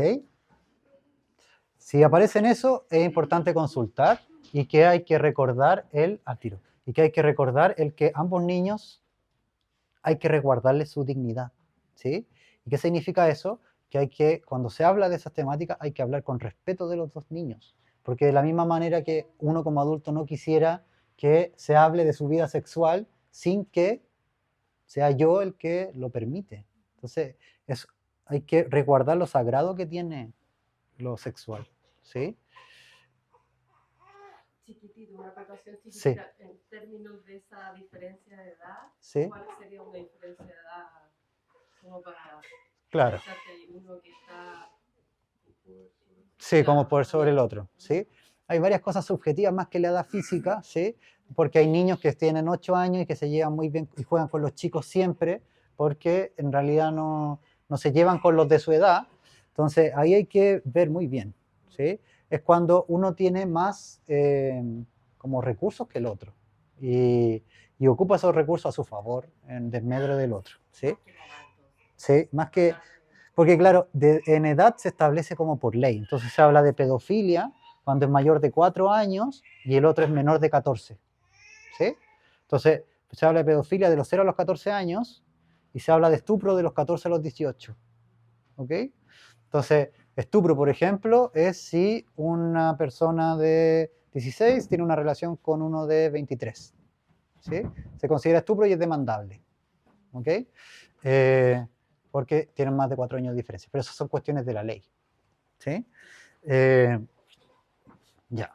Entonces, claro, porque en el caso a caso es caso a caso. Entonces hay que ver cuál es la característica que tiene el niño, qué es lo que pasa, y ahí ver los abordajes específicos, ¿sí? Bien, entonces, ¿cómo estamos de tiempo? ¿Cuánto? Dale.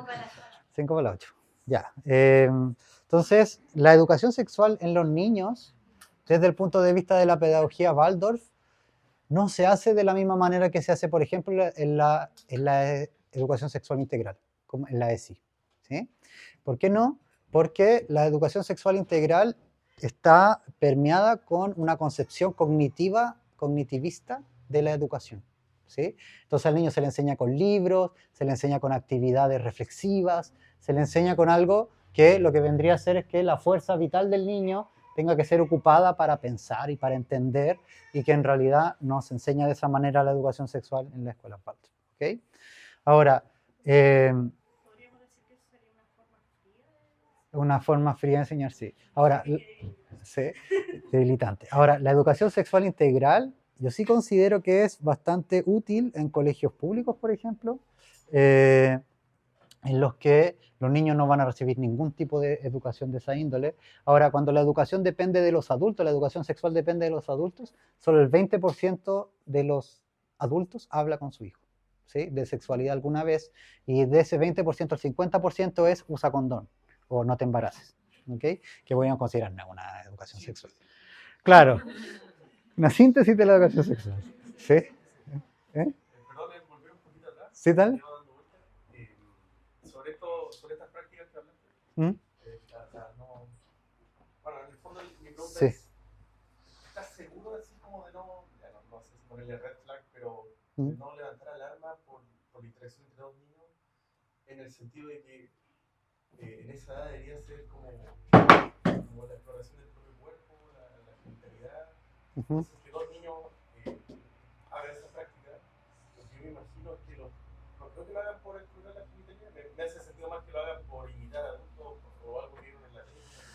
Claro, es que pasa en esa edad que la pregunta, En el fondo sí, mi pregunta es, como que yo sí consideraría tal vez como, que explore con otro que sea como un red claro, flags también. claro, si está explorando genital o amorosamente con otro, lo está raro, como yo creo que Claro, podría estar tal vez imitando un comportamiento adulto. claro. Eso es una de las cosas que hay que descartar, ¿sí? Y una de las maneras que se descarta es que no aparezca en otro lado, por ejemplo, en el dibujo, en el juego, y que se repita como ese interés por la genitalidad o jugar a algo que sea más bien como encuentro entre dos, ¿sí? Pero que lo que pasa en el desarrollo de los niños en esa edad es que se dan cuenta de la diferencia sexual, ¿sí? Y eso pasa a los 3 años y medio más o menos. Y que se dan cuenta de por qué tú tienes pelo en la cara y la mamá no, por qué la mamá tiene senos y tú no, y por qué, etcétera, etcétera, por qué tú haces pipí de pie y la mamá no, etcétera, etcétera. Entonces se dan cuenta, o a veces ven desnudo a los padres y dicen, ¿por qué tú tienes eso? Y ella no, ¿sí? Esta cuestión a mí me voló la cabeza porque yo leí un texto de Freud que decía que la niña percibe la falta porque no tiene nada entre las piernas. Y yo decía, este viejo verde este que no... sí, y cuando en la clínica escucho a un niño que ve a una niña y dice, yo tengo esto y ella no tiene nada, ¿sí? Y cuando escucho a una niña, ¿por qué él tiene eso y yo no? Enojada, ¿sí? Y yo digo, oh, este viejo verde tenía razón. Sí, como que en realidad la genitalidad, en el sentido de la diferencia sexual, hay algo en la configuración psíquica que se percibe como que el pene es algo y la vulva es nada, ¿sí? Como que se desconoce porque no se ve nada, ¿sí? Bueno, y eso tiene como una incidencia bastante grande en el devenir del psiquismo humano. Eh, y, y ya. Pero claro, lo que pasa en esa edad es que aparece que se dan cuenta. Son diferentes hombres y mujeres, ¿sí? Y además se dan cuenta de que esa parte produce placer. Entonces, empiezan a reconocer como conscientemente, entre comillas, las zonas erógenas. Entonces se dan cuenta que la boca es una parte muy estimulante. Y en esa edad también aprendieron hace muy poco el control de esfínter. El control de esfínter también es algo que les produce placer, ¿sí? A todos nos ha pasado que estamos muy urgidos por ir al baño y cuando fuimos al baño es... ¿sí? Y teníamos ese... ¿sí? Es muy placentero. Todavía no llega al nivel de un orgasmo, pero muy placentero, ¿sí? Entonces, hay ciertas zonas que son erógenas y los niños se dan cuenta. Entonces, claro, en términos clínicos no he encontrado que sea ipso facto, que sea una red flag en sí misma el que sea que lo hacen de a dos, ¿sí? Como una bandera roja, una alerta, ¿sí?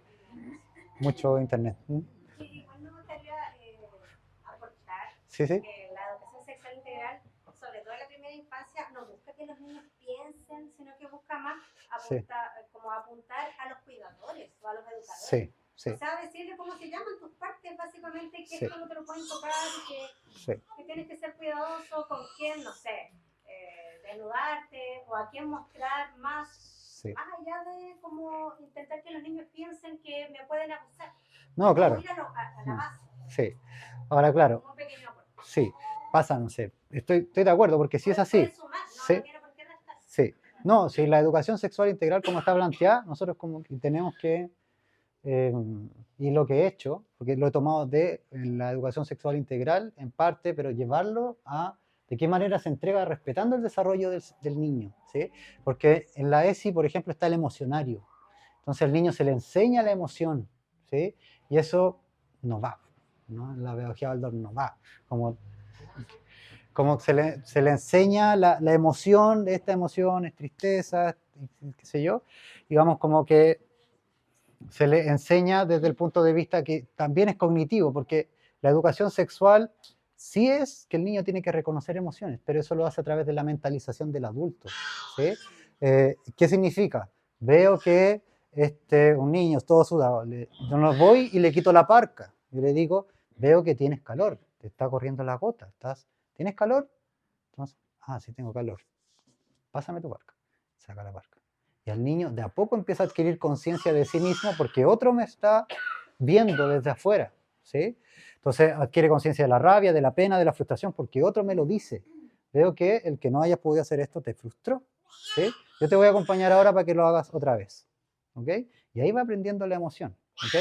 Por eso yo digo, la ESI sí sirve mucho en escuelas tradicionales porque además hay un contexto familiar que es distinto, ¿sí? Entonces muchos niños no van a recibir esa mentalización.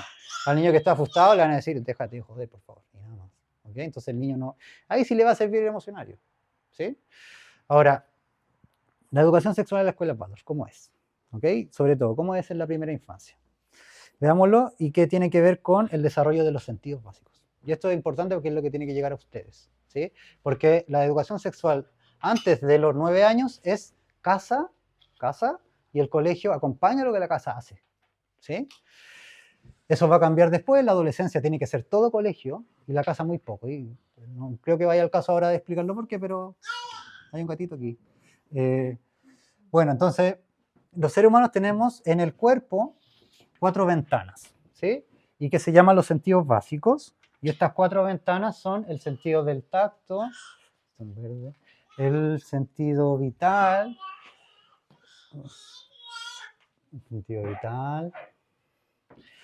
el sentido del movimiento y el sentido del equilibrio. Ok, lo voy a escribir igual. Entonces, tenemos el sentido del tacto, el sentido vital,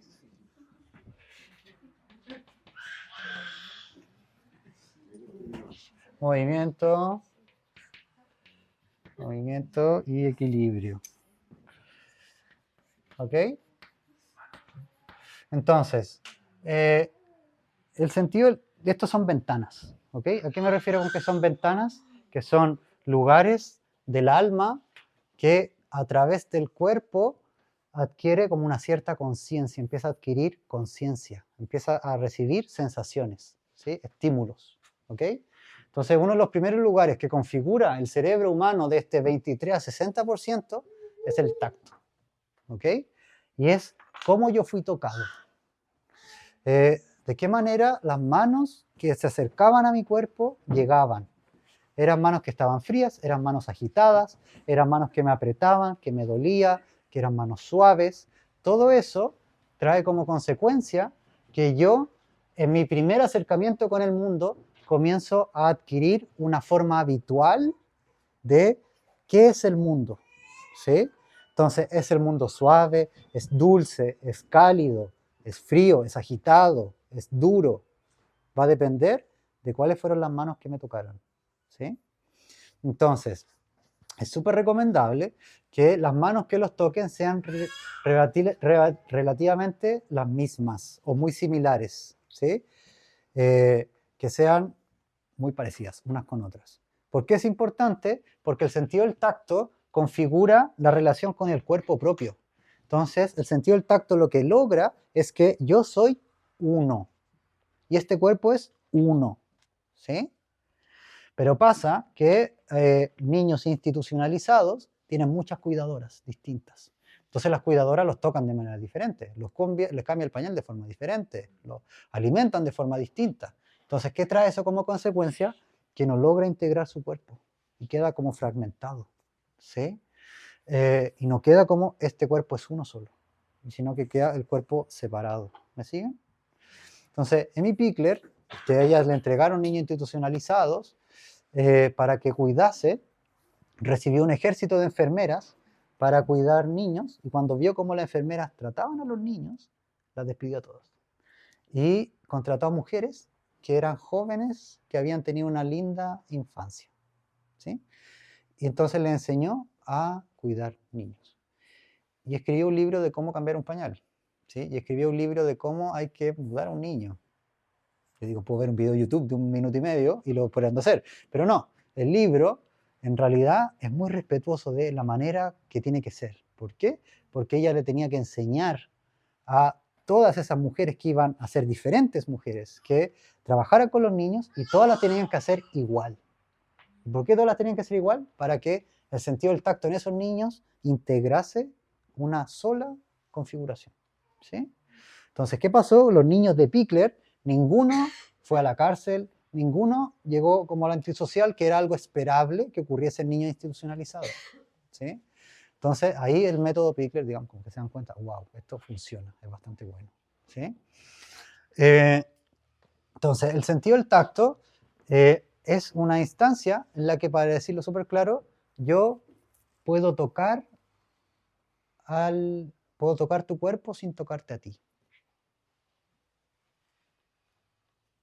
¿sí? Entonces, yo puedo tocar el cuerpo sin tocar al yo del niño. ¿Mm? Entonces, yo puedo tocarte como un cuerpo, esto es lo que tengo que hacer, tengo que cambiar el pañal, sin prestarte atención a en qué estás tú. ¿Ok?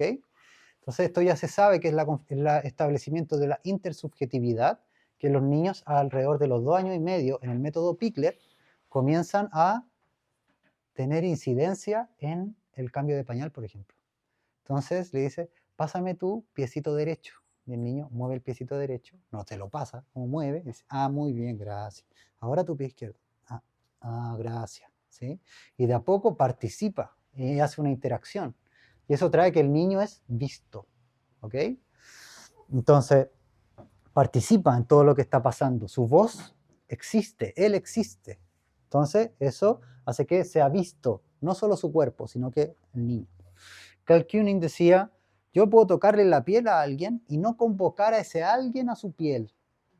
Y lo que tengo que hacer es que mi tacto sea tan cálido que lo convoco a su piel. No sé si... A mí, cuando mis hijos eran guaguas, me acompañaron con el método Pickler. Uh-huh. Y una cosa que me marcó mucho en la crianza de bebés fue la idea que me transmitían era que el momento en que yo estaba enseñando el cuidado de ese cuerpo, de una guagua de 1 mes, era ese, y luego al momento de jugar yo no intervenía y no gritaba, cuidado, qué susto, Claro. Sara, sino el ambiente era el adecuado y Sí. el cuidado y el amor al cuerpo era en el tiempo de la moda, por ejemplo, o en Sí. el del baño, que Pickler hablaba mucho. Sí, Y yo creo que tiene que ver con lo que estás diciendo, que es un momento clave de la enseñanza del cuidado y del respeto al cuerpo. sí, Que no es, que lo típico es que los papás decimos como, ten cuidado, como, que tiene mucho que ver como con el desarrollo sexual también. sí, sí, No tal es el cual. momento como de ponte condón, sino Antes. cómo tú te vinculas con otro, ¿no? Sí, exactamente. Sí, es totalmente así. ¿Ok? Y que la educación sexual en los niños es algo que ocurre de que nacen. ¿Sí? Pero que yo como adulto hago eso. ¿Ok? Entonces al principio es el tacto y yo tengo que lograr que ese otro perciba el calor con la que lo toco. ¿Por qué? Porque se va a dar cuenta si ha tenido esa experiencia cuando alguien lo toca solo por su cuerpo o cuando alguien lo toca fríamente. ¿Sí? Y va a tener el registro de que este tacto es distinto al que yo estoy acostumbrado. Pero para que tenga ese registro tiene que estar acostumbrado a un registro que sea polarmente opuesto, que sea cálido. ¿Sí? Porque ¿qué pasa cuando un adulto toca a un niño y que tiene un interés sexual en el niño? Se percibe la lascividad y se percibe en la piel. No sé si le ha pasado a ustedes. Cuando una persona te toca y tú dices, este tiene segunda intención, y se nota en la piel. ¿Sí? Hay como algo que, ¿sí? Como que entrara mucho. Entonces, el niño también se percata de eso. Entonces, el sentido del tacto le marca y le establece a través de esto una diferencia del tacto cálido de aquel que es frío. En relación a lo que se considera abuso sexual, es la intención lasciva de un adulto hacia un ser que todavía no tiene interés sexual. ¿Sí? O que no tiene la capacidad de discernimiento ni consentimiento. ¿Sí? Ahora, entonces, el tacto marca la diferencia en yo y mundo. Entonces, aquello que sea recibido a través de mi tacto me va a decir, el mundo es esto. ¿Me siguen? Bien. Ya. Entonces, en este punto, un elemento de la educación sexual que es muy importante es que al niño yo le tengo que enseñar cuáles son sus partes íntimas y cuáles no. ¿Sí? Entonces, las partes íntimas son tocadas por padre, madre y el pediatra cuando te examine, pero nadie más. ¿Ok? ¿Por qué? Porque los abusos sexuales son en un 87, 90% intrafamiliares. Entonces, generalmente es un adulto que tiene acceso al niño.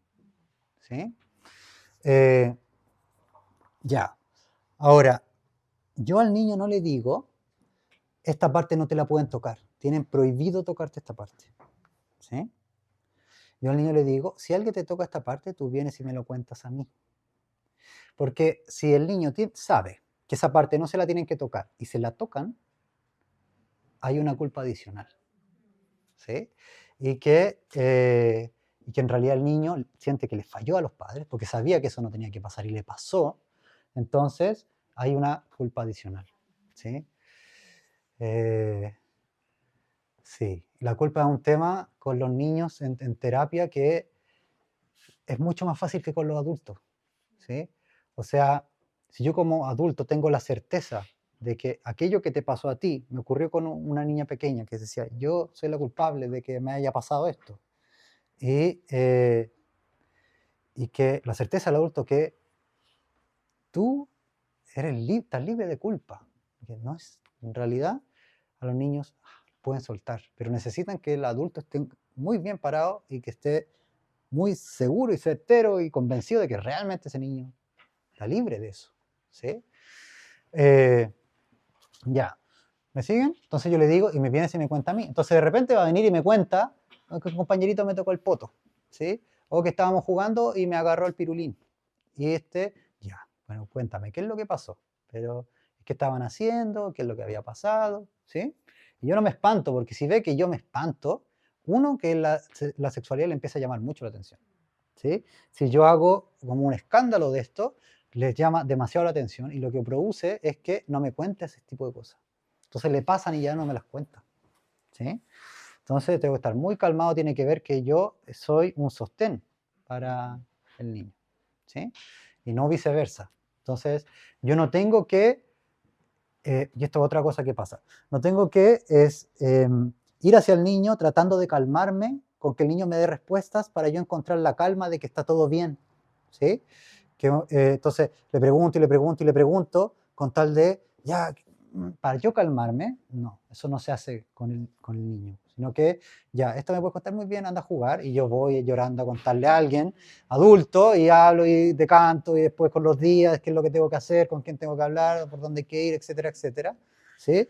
Pero el niño, digamos, tiene que estar libre de eso, y yo me pongo la mochila encima, ¿sí?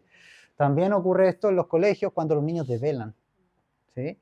Cuando el niño devela una situación de abuso que ha vivido o algo que le ha ocurrido, yo como adulto lo tengo que escuchar, lo escucho, y una cuestión muy práctica que tengo que hacer es escribir el relato lo más fiel a lo que me dijo, palabra por palabra, para que así le ahorro varias entrevistas a ese niño, ¿sí?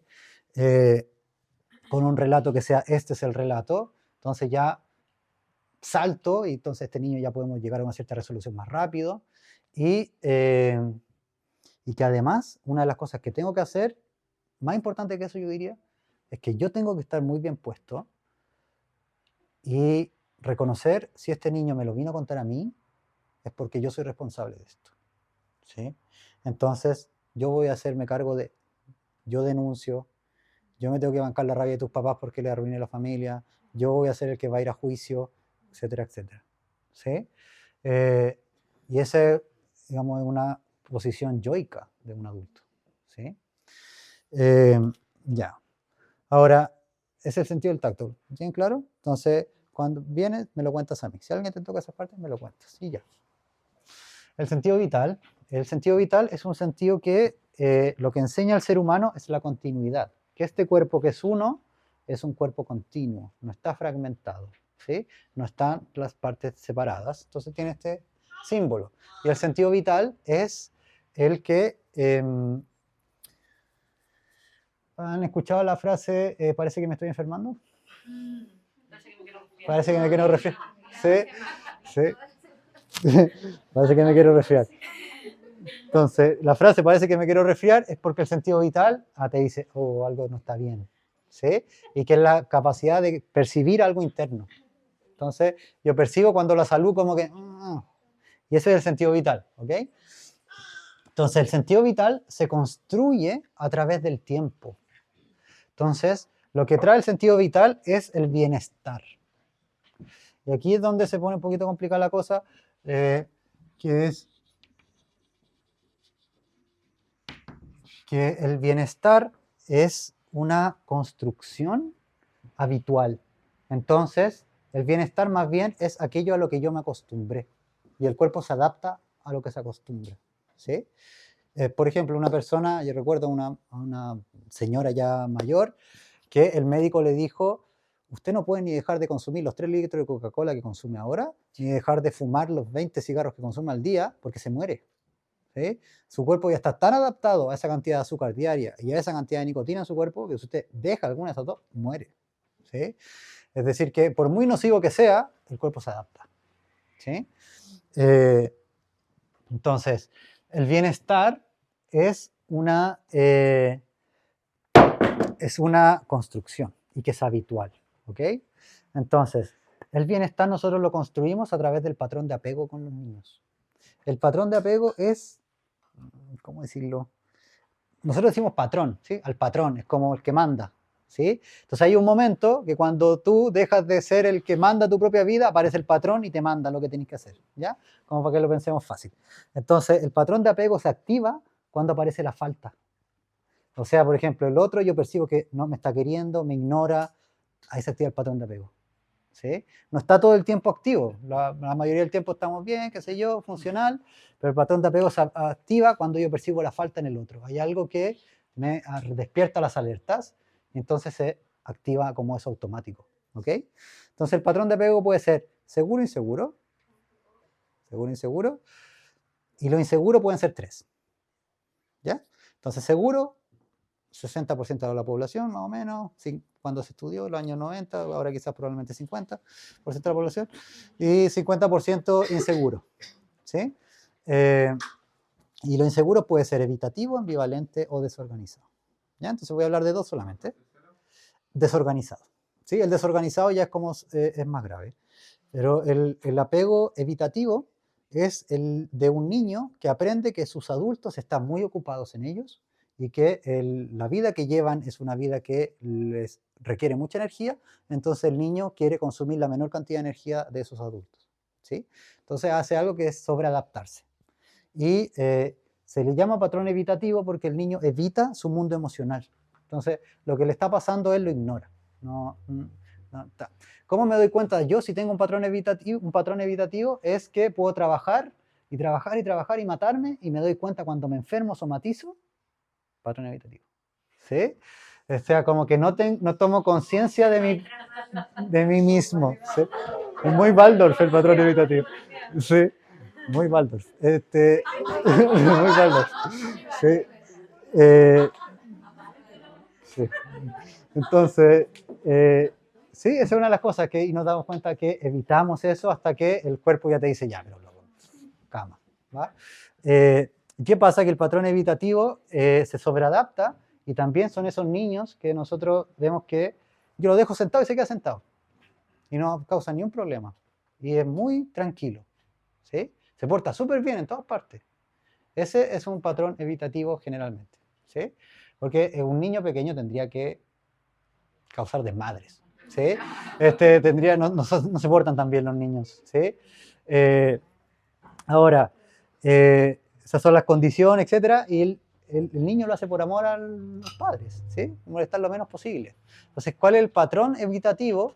Es que llega un momento en el que ya no puede más y colapsa. ¿Sí? Entonces el colapso puede ser somático o que tiene un ataque de ira. Entonces el patrón evitativo generalmente está más hacia el lado de los hombres. ¿Sí? El patrón evitativo es que se calla, no pasa nada, es indiferente y de repente... ¿Sí? Y que el patrón evitativo se activa cuando percibe la falta. ¿Okay? El ambivalente.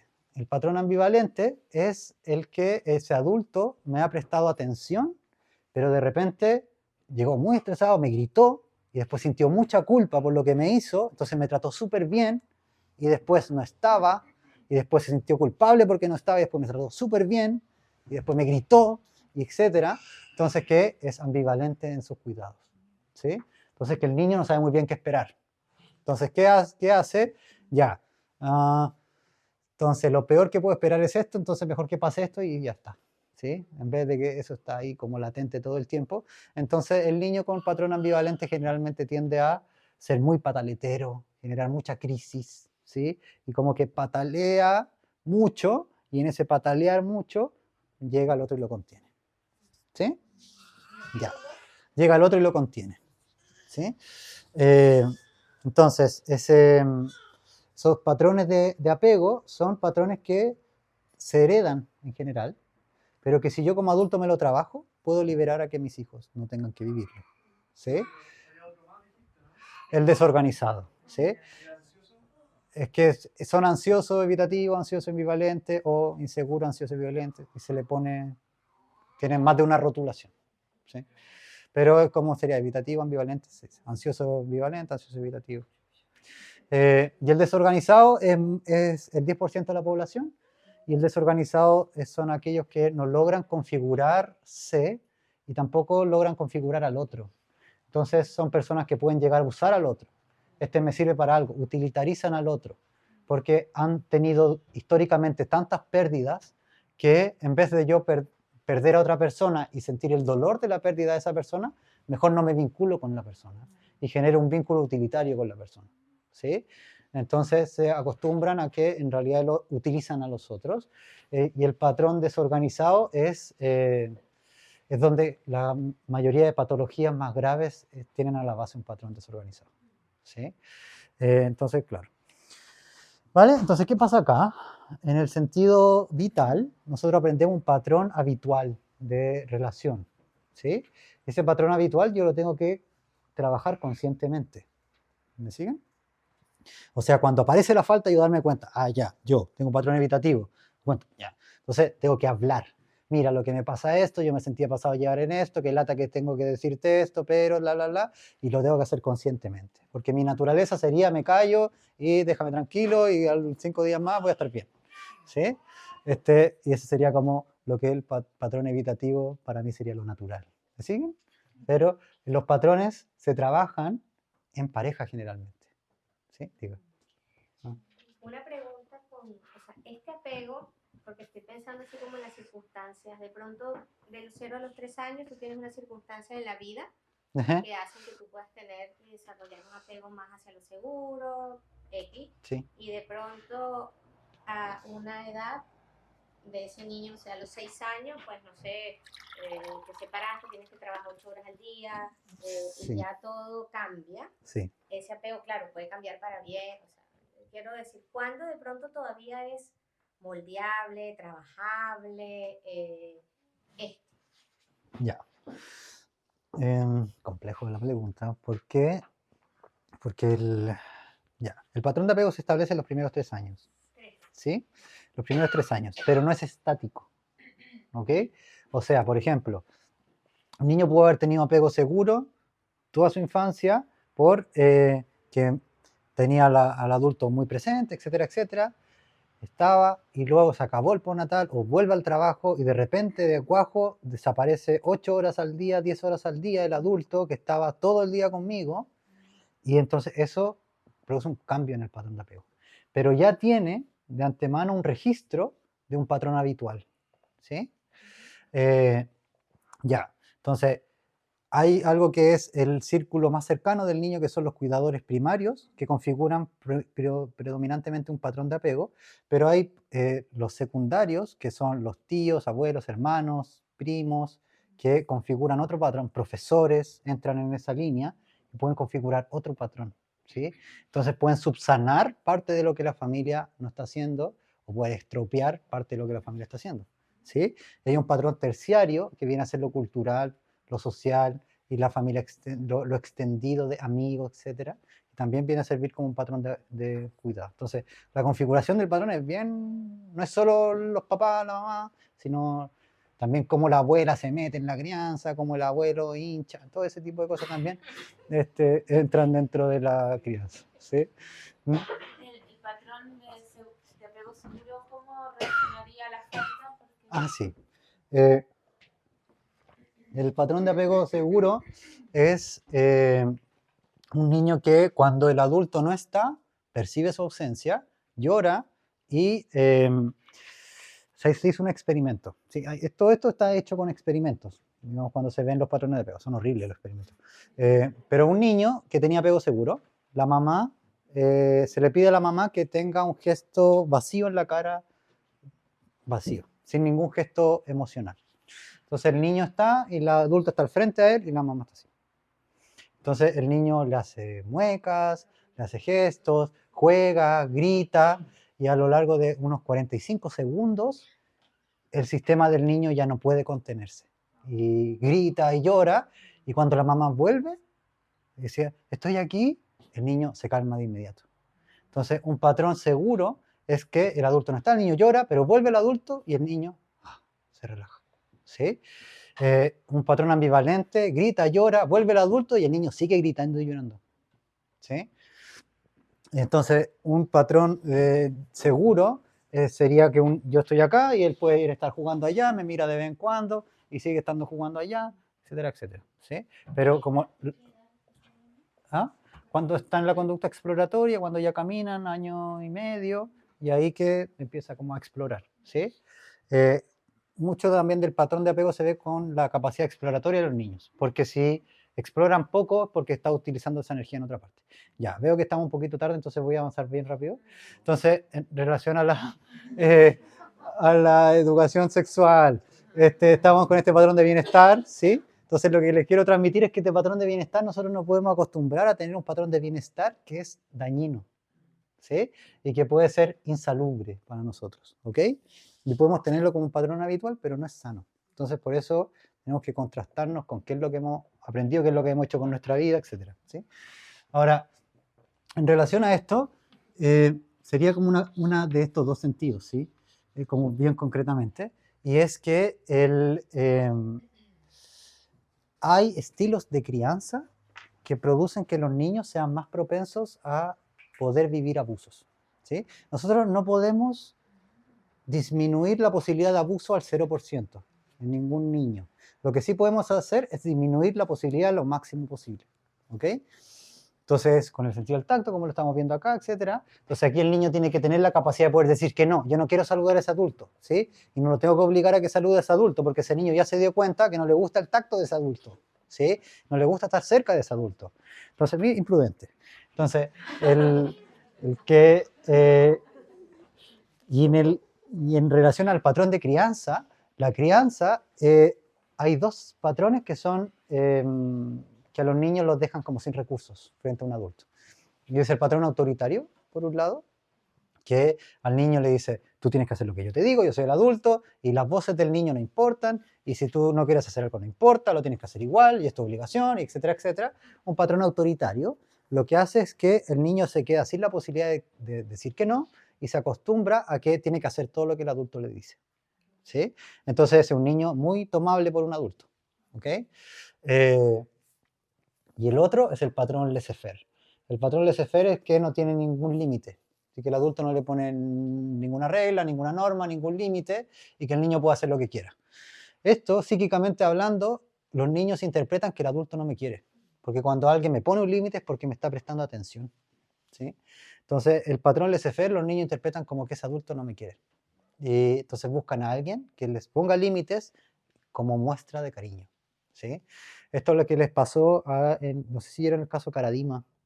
En el caso Caradima, Murillo, Hamilton, que ellos tenían como una vida bien acomodada, digamos, y que cuando entran a la iglesia del bosque, digamos, con el Caradima, que dicho sea de paso, iba a ser papa, ¿sí? Si no se deriva, si no sale a la luz, digamos, como la red de pedofilia que tenía, lo iban a postular como papa, ¿sí? Entonces, bueno, afortunadamente sale a la luz y claro, ellos tenían los papás trabajaban mucho, pero era una crianza más bien laissez-faire, ¿sí? Entonces, cuando llega esto, que le ponen límites, que le dicen lo que tiene que hacer, y entonces sienten contenidos, sienten cariño, y están ahí, ¿sí? Lo que pasa en la secta, ¿sí? ¿Sí? Bueno, el Opus Dei es una secta hoy día, ¿sí? O sea, ya se puede decir abiertamente que el Opus Dei es una secta.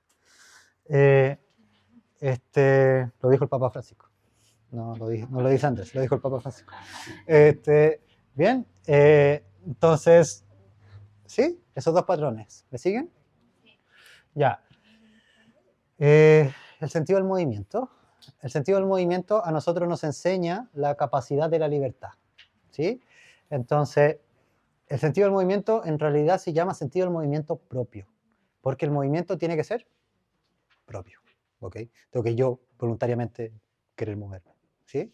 Ahora, el que yo tenga distintas experiencias de movimiento tiene como consecuencia el que entonces tengo una gama de experiencias que son distintas y que eso interiormente produce que yo capte mucha gama diferente de lo que después van a ser emociones, ¿sí?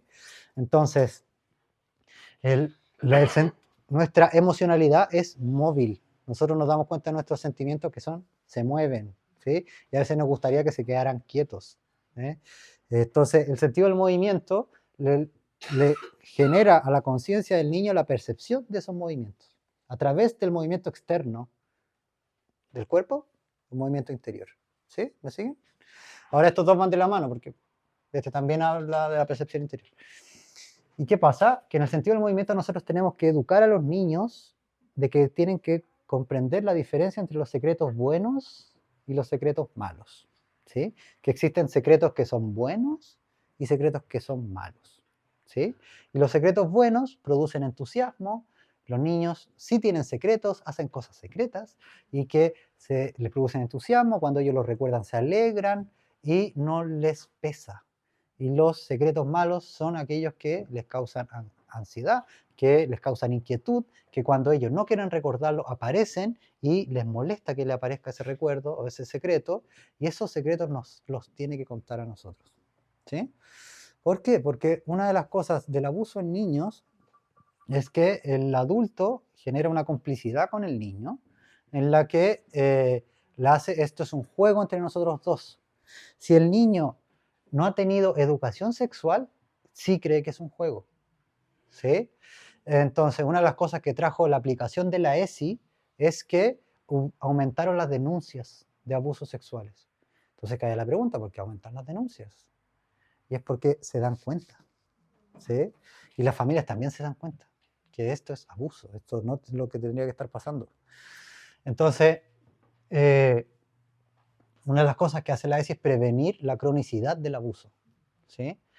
Entonces, tengo que enseñarles esa diferencia de los secretos, porque la dinámica es, esto es un juego entre los dos, y si tú le cuentas a alguien, yo voy a hacer algo muy malo. ¿Sí? No quiero decir, pero son cosas como amenazas de muerte. Entonces yo voy a hacer algo muy malo, con tu mamá, con tu papá, etc. Y entonces tú no le puedes contar a nadie. ¿Sí? Y esto es algo típico en los casos de abuso. ¿Sí? No es como típico en los casos de abuso, que hay una amenaza de muerte. ¿Sí? Entonces, esos son secretos malos. ¿Sí? Y esos secretos los niños tienen que comprender que es un secreto malo y que tiene que poder decírselo a alguien. Entonces, está en Spotify un cuento que se llama Yogi la Cobra, con doble, Yogi la Cobra, es con Y, así, Yogi y la Cobra. Lo pueden buscar en Spotify, está en uno que se llama Cuenticuentos, está en un libro que se llama 101 cuentos sanadores, este cuento, Yogi y la Cobra, y que habla de los secretos buenos y los secretos malos, ¿sí? Y habla del abuso sexual en niños. Entonces, lo encontré, cuando leí el cuento dije, oh, este cuento es muy bueno, porque la imagen que trae es la de una serpiente, que está en el piso, y que después se erecta la serpiente, y que sus ojos se vuelven rojos de la serpiente, y que envuelve al niño y lo ahorca, y que el niño se desmaya. Después cuando se acuerda que tiene algo que le molesta, pero la cobra lo amenazó con que iba a matar a su familia. Entonces el niño está muy inquieto, y cuando le va a contar a la profesora, no le puede contar a la profesora porque va a matar a toda mi familia. Entonces la profesora le enseña una canción, y con esa canción finalmente la mamá, o sea, el niño le cuenta a la mamá. Y ahí van donde la cobra. ¿Sí? Los cuentos sanadores se consideran como niños de primer septenio, segundo septenio, porque tienen una imagen muy de cuento, como con animales. Sí, no le pondría un límite de edad, ¿sí? Sobre todo cuando es como desde el punto de vista terapéutico. ¿Sí? Secretos buenos, secretos malos. Y el sentido del equilibrio es uno de los más complicados, porque una de las cosas con las que yo puedo prevenir el 8:30. Lo voy a decir rápido. Transgeneracionalidad. No, sí, pero transgeneracionalidad, ¿sí?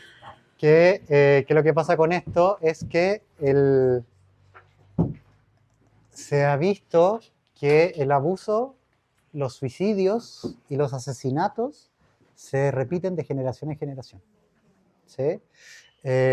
Siempre y cuando cumplan con una regla, que es que no se elabora. No se elabora, ¿sí? Entonces cabe la pregunta, ¿qué es elaborar? ¿Ok?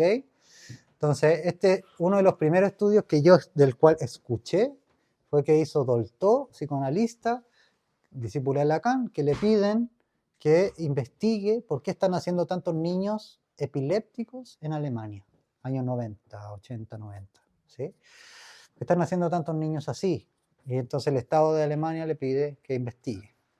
Y la investigación a la conclusión que llegan es que estos niños son la tercera o cuarta generación de una familia que estuvo involucrada en el Holocausto, sea por el lado nazi, por el lado judío, pero que esa familia nunca más habló del tema y no se supo nunca más del tema, ¿sí? Entonces, que esto ya se sabe de la psicoterapia antroposófica, que, para quienes ya conozcan de antroposofía, como la transgeneracionalidad apunta a la primera generación al yo, la siguiente generación al cuerpo astral, al sensible, la tercera al cuerpo vital y la cuarta generación al cuerpo físico, ¿sí? Entonces nace alguien con una dificultad encarnatoria física, ¿sí? Entonces, ¿cuál es el requisito? Que ese tema tiene que ser elaborado. Y para ser elaborado tiene que ser escuchado, no solo dicho. ¿Qué significa que el tema sea escuchado? Que el sistema familiar se reordena de manera que queden en evidencia los participantes de ese acto, ¿sí?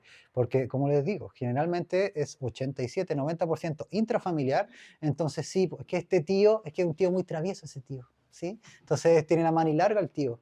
Y ese tío lo ha hecho con varias de las sobrinitas, con varias de las nietitas, el tío manilarga, ¿sí? Pero sigue el tío manilarga en las navidades y sigue el tío manilarga ahí, ¿sí? Y que, claro, y nadie hace nada con el tío porque él es tan travieso y simpático, entonces, o que tiene el carácter de patriarca de la familia. Y entonces, cuando tiene que ser elaborado, es que tiene que ser escuchado. Y ese adulto tiene que, digamos, reconocer, tiene que, en ese lugar, en esa generación, generar la crisis, ¿sí? Y no en otro lugar.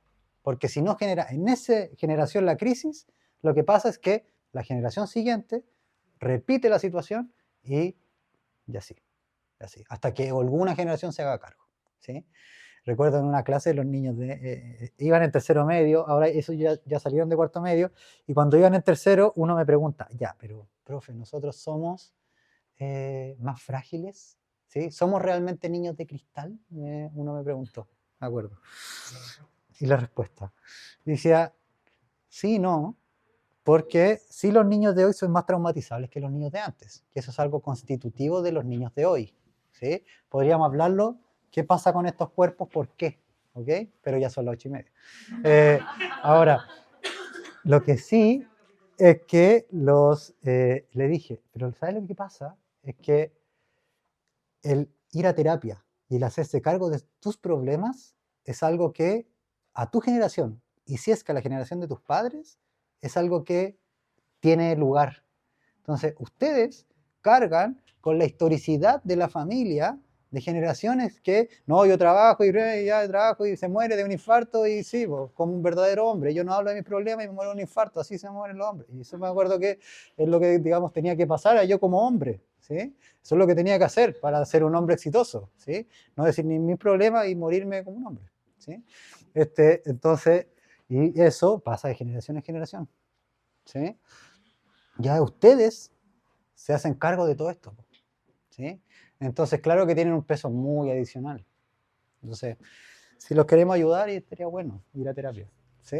Está bueno ir a terapia.